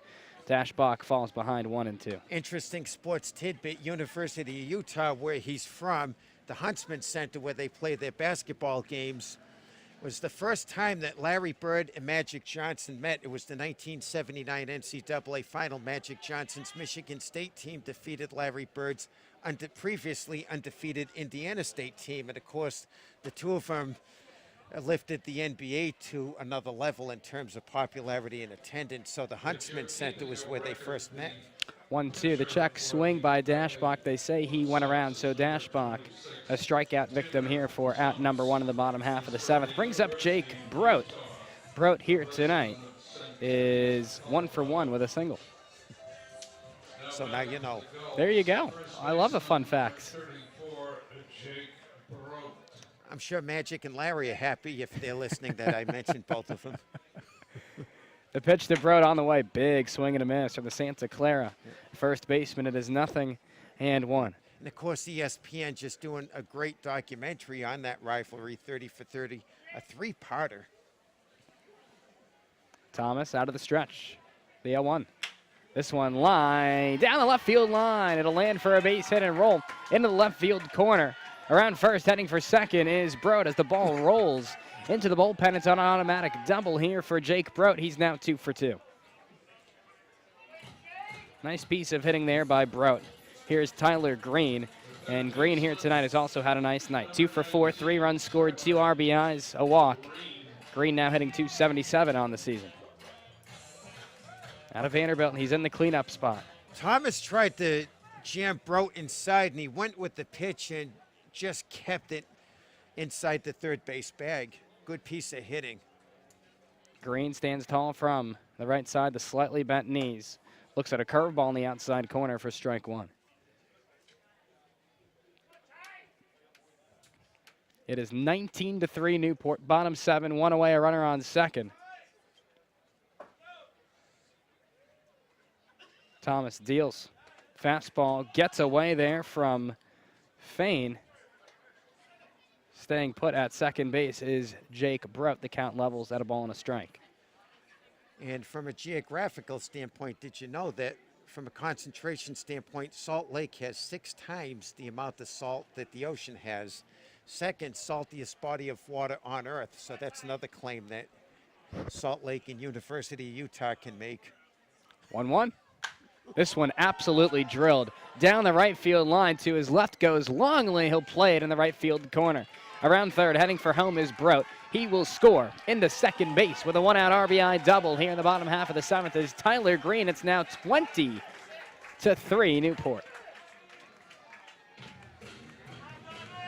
How about this Newport offense here tonight? I'll tell you, Green went right with the pitch and just lined it right down the right field line. Nice piece of hitting. The Gulls here tonight with their 20 runs. They have done it on 22 hits. It has been impressive. They are out hitting Valley 22-5 and 20-3 in the runs column. Here's Liam O'Regan. He is 0 for 1. Off of second is Tyler Green. First pitch to O'Regan, a hard fastball in the outside corner from Thomas.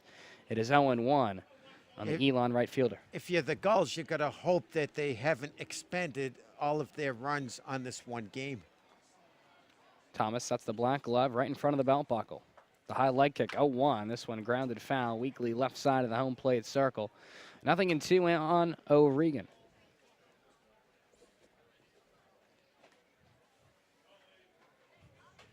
The lights shine brightly here at Cardines Field in Newport, Rhode Island. They reflect brightly off of the trees here at the ballpark. 0-2 to O'Regan. Fastball runs way wide of the zone. Nice grab there by Fain on the backhand. 1-2.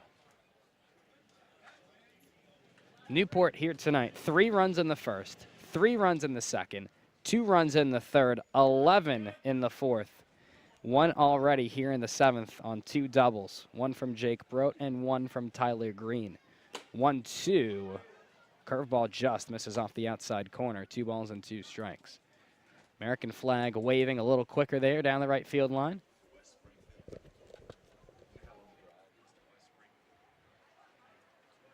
Thomas works out of the stretch.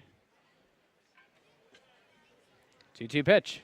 Curveball grounded weakly to short. Charging in is Wilson. Fields on the run. Throw to first. Just gets O'Regan by a half a step. 2 down. Really close play over there.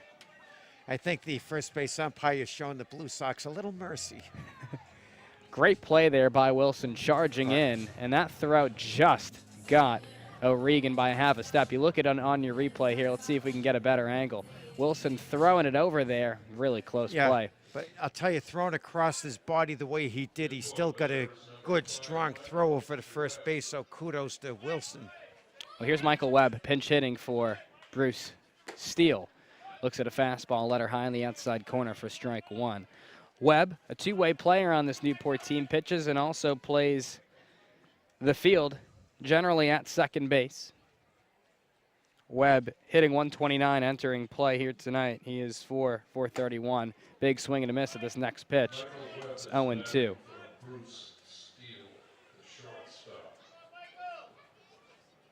Off of second is Green. He doubled, which scored Jake Brote.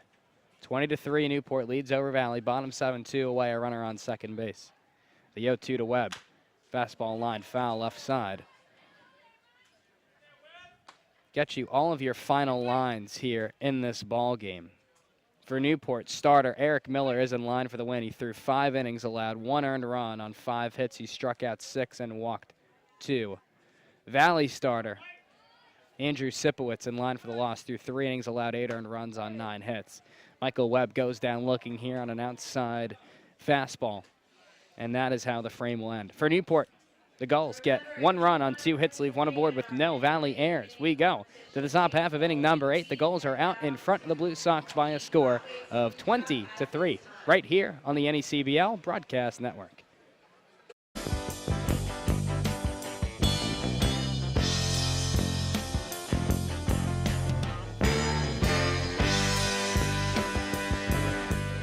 New pitcher on the mound for the Newport Gulls as we go to the top half of inning number 8. They will go to the right-hander in Cole O'Connor out of Dartmouth. O'Connor this year a 6.75 ERA. He is 0-1. This will be his 5th appearance of the season. He has thrown 10.2 innings, has allowed 19 hits, 8 earned runs, has walked just 1 hitter.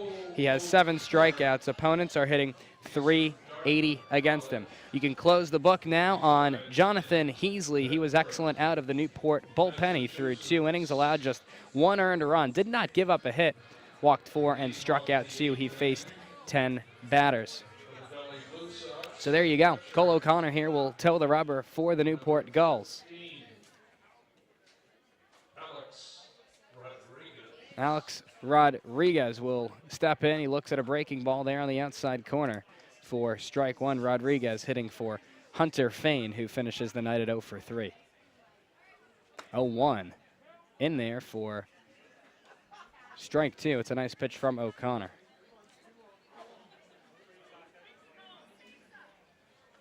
Rodriguez with the open stance. Looks at a curveball there, ankle high.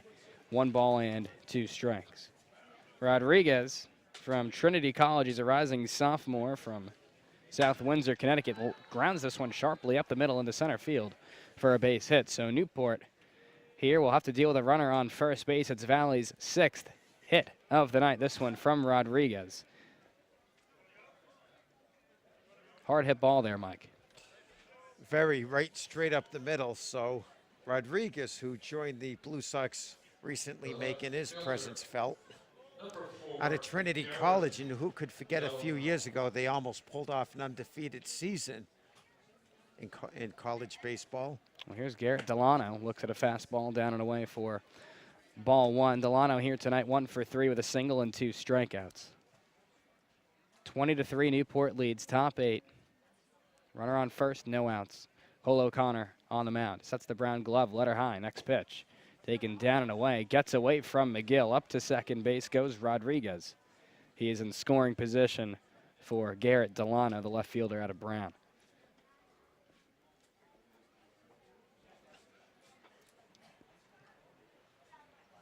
Newport out hitting Valley 22-6 thus far. 20-3 in the runs column.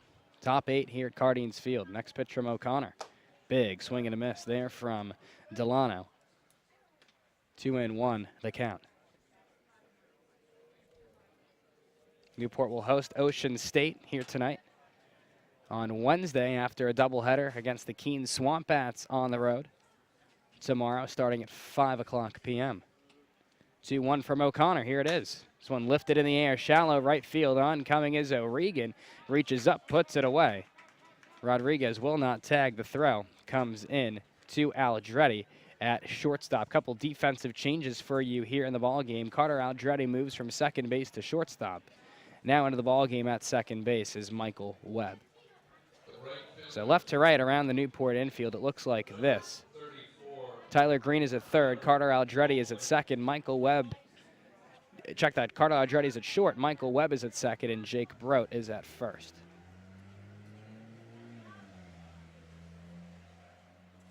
So here is Connor Longley. Bats on the left side. First pitch. Fastball in there for strike 1. 1 away here in the frame off the Delano flyout. O'Connor works out of the stretch, leans over that front thigh to get the sign from McGill. A 1 pitch. This one sharply grounded to the right side. Picked up there by Brote. Flips to O'Connor, covering in time. To third base goes Rodriguez. 2 away.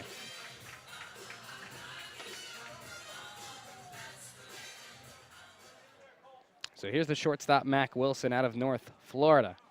1 for 3 with a single and a run scored, a ground out and a strikeout. He will bat from the left side. So on Wednesday night when the Gulls host Ocean State, that'll be Salve Regina night here at the ballpark. 250 free Newport Gulls adult T-shirts will be given out courtesy of Chris Electric. As this one is chopped foul to the right side. Nice job there by Wilson to get a piece. 2 away in the frame off of a fly out by Delano and a ground out by Connor Longley. On third base is Alex Rodriguez. He led off with a single to center field. Next pitch. Fouled off left side. 0-2. O'Connor ahead of Wilson.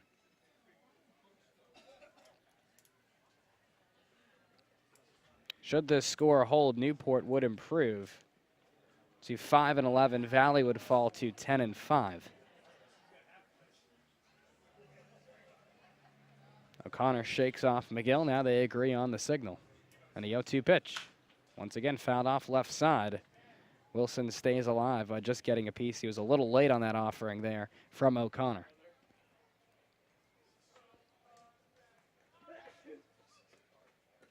Once again, Newport out in front 20-3. A huge 11-run fourth inning. Really got the offense going. 0-2 pitch.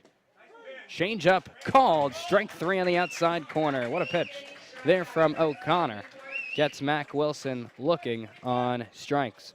for Valley. They get no runs on one hit, leave one aboard with no Newport errors. We will go to the bottom half of the 8th. The Gulls are out in front of the Blue Sox by a score of 20-3 right here on the NECBL Broadcast Network.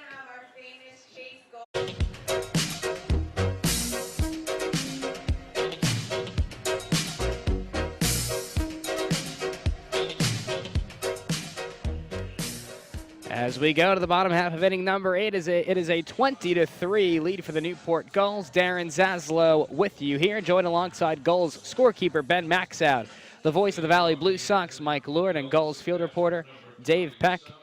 We will see what Liam McGill can do. Hitters 7, 8, and 9 due up in the Newport lineup. First pitch to McGill, fastball taken for a called strike on the outside corner, 0-1.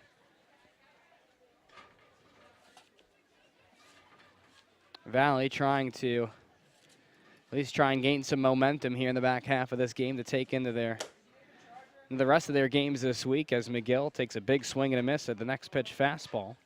He's down 0 in the count, 0-2 in the count to Thomas, who enters his second full frame of work. Tanner Thomas out of Utah deals the next pitch. In there for strike 3, a bell-timed fastball on the outside corner for out number 1. On a delayed call, the calls are getting delayed, so maybe we ought to get the home plate umpire a 5-hour energy shot. Might make him feel a little better. So here's Drew Archiolo out of Fairfield. I didn't want to say it too loud. I would have been tossed.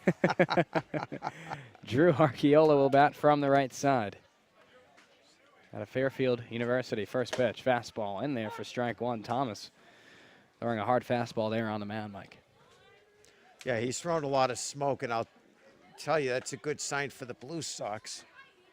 You know, in future games when they're close. 0-1 drilled foul, right side out of play. 0-2. I mean, for all intents and purposes, the Blue Sox have lost this game, but Tom has shown a lot of intensity. The way he's pitching, you'd think it was 2-2 instead of 20-3.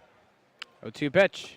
Swing and a miss on a changeup in the dirt. The tag applied on Archiolo, and there's 2 away. Back-to-back strikeouts, 3 in a row thus far for Thomas. It's his 4th this evening. Yeah, if he keeps it up, he'll have to change his middle initial to K. Kevin Heiss will pinch hit for Carter Aldretti.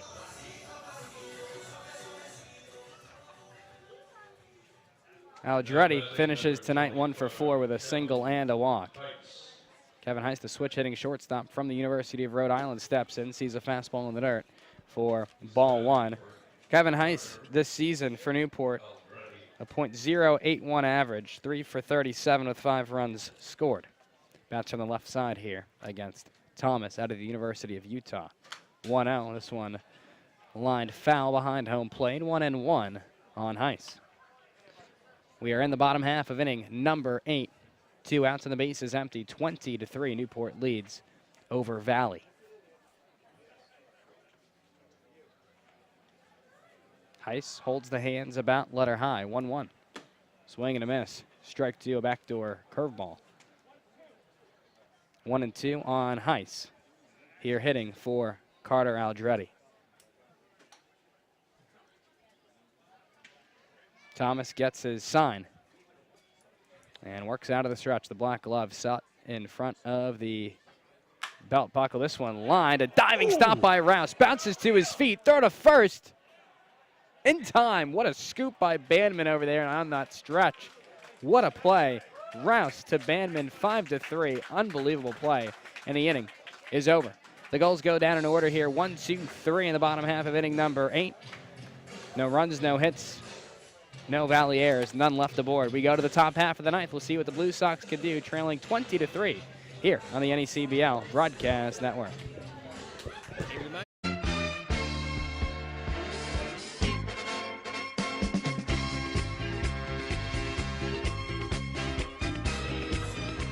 And we welcome you back here on the NECBL Broadcast Network. We go to the top half of inning number 9. The Newport Gulls are out in front of the Valley Blue Sox by a score of 20-3.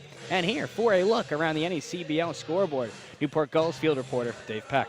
Thank you, Darren. A couple of doubleheaders around the league today. Mystic Schooners get game 1 against Ocean State with a score of 4-2. They're in the top of the 7th. Mystic up 6-0. And then the other twin bill on the day, New Bedford Bay Sox losing to the Westerners 4-2. And currently they are down 6-0 against Danbury in the top of the 8th inning. A couple final scores rolling in from around the league.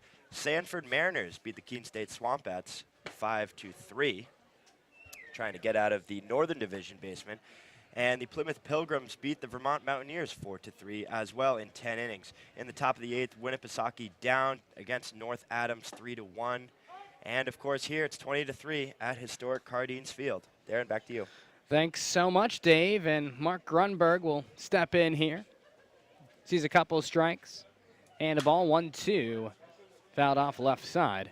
So Grunberg here, the center fielder out of Towson. He is 0 for 2 with a walk and a run scored. Of course, Darren Zaslow with you here, joined by Newport Gulls scorekeeper Ben Maxout, the voice of the Valley Blue Sox, Mike Lord, and Gulls field reporter Dave Peck. O'Connor will work out of the windup here against Grunberg. 1-2 pitch. This is up and away, 2 balls and 2 strikes. Cole O'Connor out of Dartmouth. He has thrown 15 pitches thus far through 1 inning of work, 10 strikes and 5 balls. O'Connor shakes off McGill. Now they agree. 2-2 pitch. Skied in the air, foul behind home plate. And we will do it again. Still a 2-2 count on the Towson center fielder Grunberg, who bats in the number 9 spot for Valley. Top 9, no outs, the base is empty. 20-3, Newport leads over the Blue Sox. Break-even delivery. Fastball just misses off the outside corner, 3-2. The center fielder Archiolo plays more towards left center field, about 8 feet to his right. Third baseman Tyler Green plays about 7 feet to his left. And down looking goes Mark Grunberg there on an outside curveball that just caught the outside black. Nice pitch there from O'Connor. And he's just been ejected. And of course, here in the 9th inning, just 2 more outs for the Gulls, up by 17. And now we have another conversation here on the field between home plate umpire Joe Gravina. Second Blue Sox ejected here today in this one. And the Blue Sox here trailing 20-3.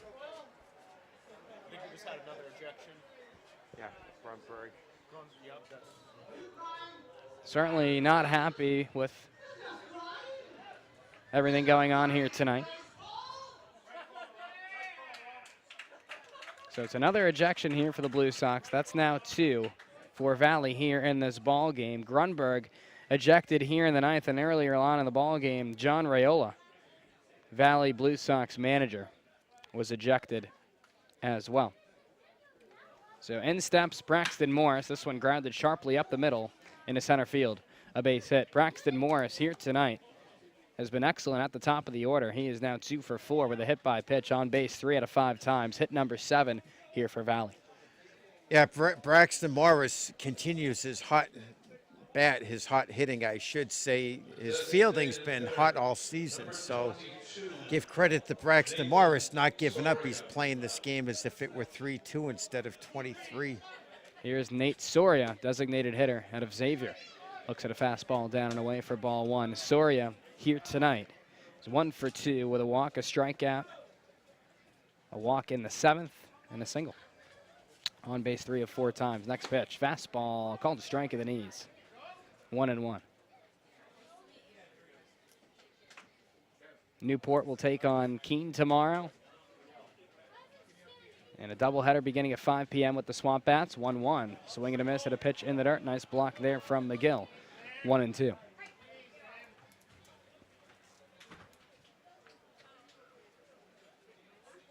For Newport, 20 runs on 22 hits and 2 errors. For Valley, 3 runs on 7 hits and 2 errors. O'Connor sets and deals the 1-2. Curveball, this one picked on the short hop there by Heiss. Throws the second for 1. Webb's relay to first. Ball game over, 6-4-3. Game-ending double play. Heist to Webb to Broat. That's the ball game. Your final score, Newport victorious over the Valley Blue Sox by a final score of 20-3. Don't go anywhere. The Newport Gulls post-game show is up next right here on the NECBL Broadcast Network. This copyrighted telecast is the... And the Newport Gulls are victorious here tonight by a final score of 20-3 here on the NECBL Broadcast Network. Darren Zaslow with you, joined alongside Gulls scorekeeper Ben Maxow, the voice of the Valley Blue Sox, Mike Lord, and Gulls field reporter Dave Peck. We are all here with you here on the postgame show. For Newport, grabbing the win on the mound was starter Eric Miller, the southpaw out of Stanford, improves to 2-0 on the season. He allowed just 1 earned run over 5 innings, struck out 6 and walked 2. He faced 21 batters, and grabbing the loss for the Valley Blue Sox is Andrew Sipowicz, the right-hander. He gave up 8 earned runs on 9 hits over 3 innings. He struck out 3 and walked just 1. He faced 18 batters. For Newport, 20 runs on 22 hits and 2 errors. For Valley, 3 runs on 7 hits and 2 errors. Mike, your final thoughts on this one?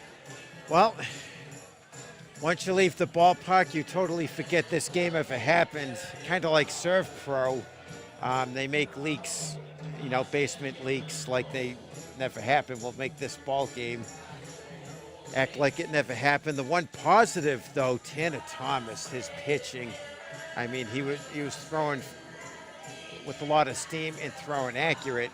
And Braxton Morris was another positive. He got a couple of hits and some excellent fielding plays. The rest of the Blue Sox roster kind of flat, although Chaz Haddon had a couple of RBIs with the base hits. So that's about it. But like I said, from now on in the close games, I think Coach John Raiola knows he has another good relief pitcher in Tanner Thomas. Absolutely. Some of the final lines here offensively for Newport. Andrew Dashbach led the way, going 4 for 6 with 4 runs scored and 4 RBIs. Tyler Green 3 for 5 with 3 runs scored and 3 RBIs. So just some of the excellent offensive performances here tonight for Valley. Leading the way was Braxton Morris. Went 2 for 4 with a run scored, a walk, and a strikeout. Mike, it's been a lot of fun. Thank you so much. Best of luck to you and the Blue Sox the rest of the way. We'll now turn over the postgame show to Gulls scorekeeper Ben Maxow and Dave Peck. For Mike Lord, I'm Darren Zaslow. I'll go down to the field, interview our player of the game, and wrap things up here on the NECBL Broadcast Network. Thank you, Darren. Again, your final score here from Cardines Field. Newport Gulls improved to 5-11 on the season. Valley falls to 10-5, now tied for first in the Northern Division with the Upper Valley Nighthawks. Final score 20-3. Gulls win this one on the Monday night in June. Big offensive night for the Gulls, and it's been a storyline that everybody following this team has been waiting for. All sorts of talent, all sorts of firepower from the plate, and it hasn't been able to really show up here. Couldn't have had a better night offensively if they scored 11 runs in the 4th inning. Really blotching up the scorebook if you were keeping score at home. A lot of ink on that piece of paper. A couple of the big hitters for the Gulls. Andrew Dashbach went 4 for 6 on the night. He had a couple of extra base hits, including a home run and a couple of singles, as well as a double. Again, Ty Duvall, also the Vanderbilt product, with a home run. So all around, a really good outing for the Gulls. What did you see here, and what do you think was kind of working for them? Was it them, or was it the pitching from Valley that kind of struggled? You know, I think this was one of those games where they had some pent-up frustration. They had lost 4 straight games, two beatdowns and 2 heartbreakers, but they got the day off yesterday, and they came out house of fire. This was an impressive showing. There was really, I think we have to kind of credit this all to the Gulls here. I mean, they literally came out swinging. They were not going to be beat tonight. They had a determination, and something else I've noticed. Eric Miller has pitched 2 games, In those 2 games, the Gulls have scored a total, even though it wasn't while he was pitching, a total of 37 runs for him. Outscored their opponents 37-6. So I think the New England Patriots would be happy with scores like that. So again, this was, what else is there to say? The Gulls just came out, dominated, and never looked back. They never let the foot. They did take the foot off the gas pedal. Coach Leva showed a lot of class.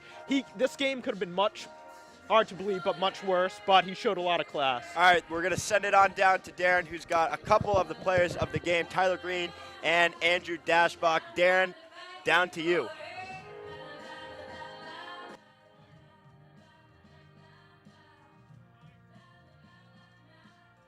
Welcome back here on the Newport Gulls post-game show. Darren Zaslow with you here on the NECBL Broadcast Network. The Newport Gulls victorious over the Valley Blue Sox here tonight by a final score of 20-3. 2 players of the game here tonight for Newport. Tyler Green out of Vanderbilt, Andrew Dashbach out of Stanford. Tyler, going to talk to you. Andrew Dashbach here tonight, 4 for 6, 4 RBIs, 4 runs scored. What did you see from him? He's really been swinging it well for the last couple of weeks, and ever since he's been here, really. And it's starting to fall for him. And you saw that shot he had, the home run, a couple hard hit balls, barreled up every one. And I think it started with his pregame meal. I think he'll expand more on that one. He switched it up today for the team. Went to Domino's before this one. And it really worked out. We scored some runs. He had a heck of a game, and we pitched well and hit well. I think maybe Dash could talk about his pregame meal. Andrew, Tyler here tonight with an excellent game as well, 3 for 5. Played some excellent third base. What'd you see from him? I mean, there's a reason that we call him Dad. He's our leader on the field and off. He's an emotional leader for us and really gets us going. And he led us with the way he swung his bat today. So it was a great day. 22 hits for this Newport offense. How much of that do you credit to your pregame meal? I would say my 4 for sure, and maybe a couple of his. Tyler, obviously a huge win here tonight. How big was this one for the Gulls? This is huge for going forward. I think we're just going to take it game by game. So this week we're 1 for 1, and that's what Coach always says: take it inning by inning, pitch by pitch, game by game. So we're looking forward to the next pitch. Pitch 1 tomorrow. We're going to win that one. That next pitch will be tomorrow out in Keene, New Hampshire. The Gulls and the Swamp Bats will meet at 5 o'clock for Game 1 of the doubleheader. For Tyler Green and Andrew Dashbach, I'm Darren Zaslow. The Newport Gulls post-game show continues next right here on the NECBL Broadcast Network. Thank you, Darren. Great stuff down there. Again, we had Tyler Green on the pregame show joining the broadcasters roundtable, and I remember him saying if things go well tonight, we might have to have him as our guest again on Wednesday. So I guess that's the way it's going to be. Again, your final score from Cardines Field: Newport Gulls 20, Valley Blue Sox 3. Next game tomorrow, doubleheader at Keene State, and then we'll be back home on Wednesday for the 3rd game of the Pell Bridge Series versus the Ocean State Waves. Going to send it back down to Darren Zaslow to close things up here in Newport.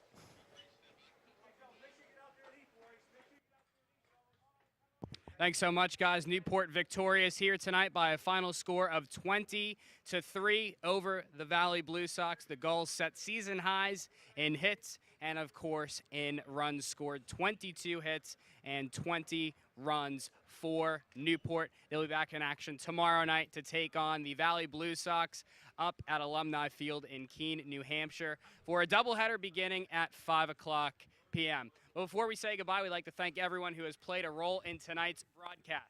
The executive producer and director is Tom Lima. The producer is Shannon Carlson. Our associate producers are Rob Sanchez and Shannon O'Connell. The audio tech is Cam McGuire. Our on-site engineer here tonight, Sam Salinger. The production assistant is Maddie Peters. Our social media coordinator, Meredith Pepis. Our statistician, Ben Maxout. The field reporter is Dave Peck. And for the voice of the Valley Blue Sox, Mike Lord, I am Darren Zaslow saying thank you for listening to the NECBL Broadcast Network, and so long from the city by the sea.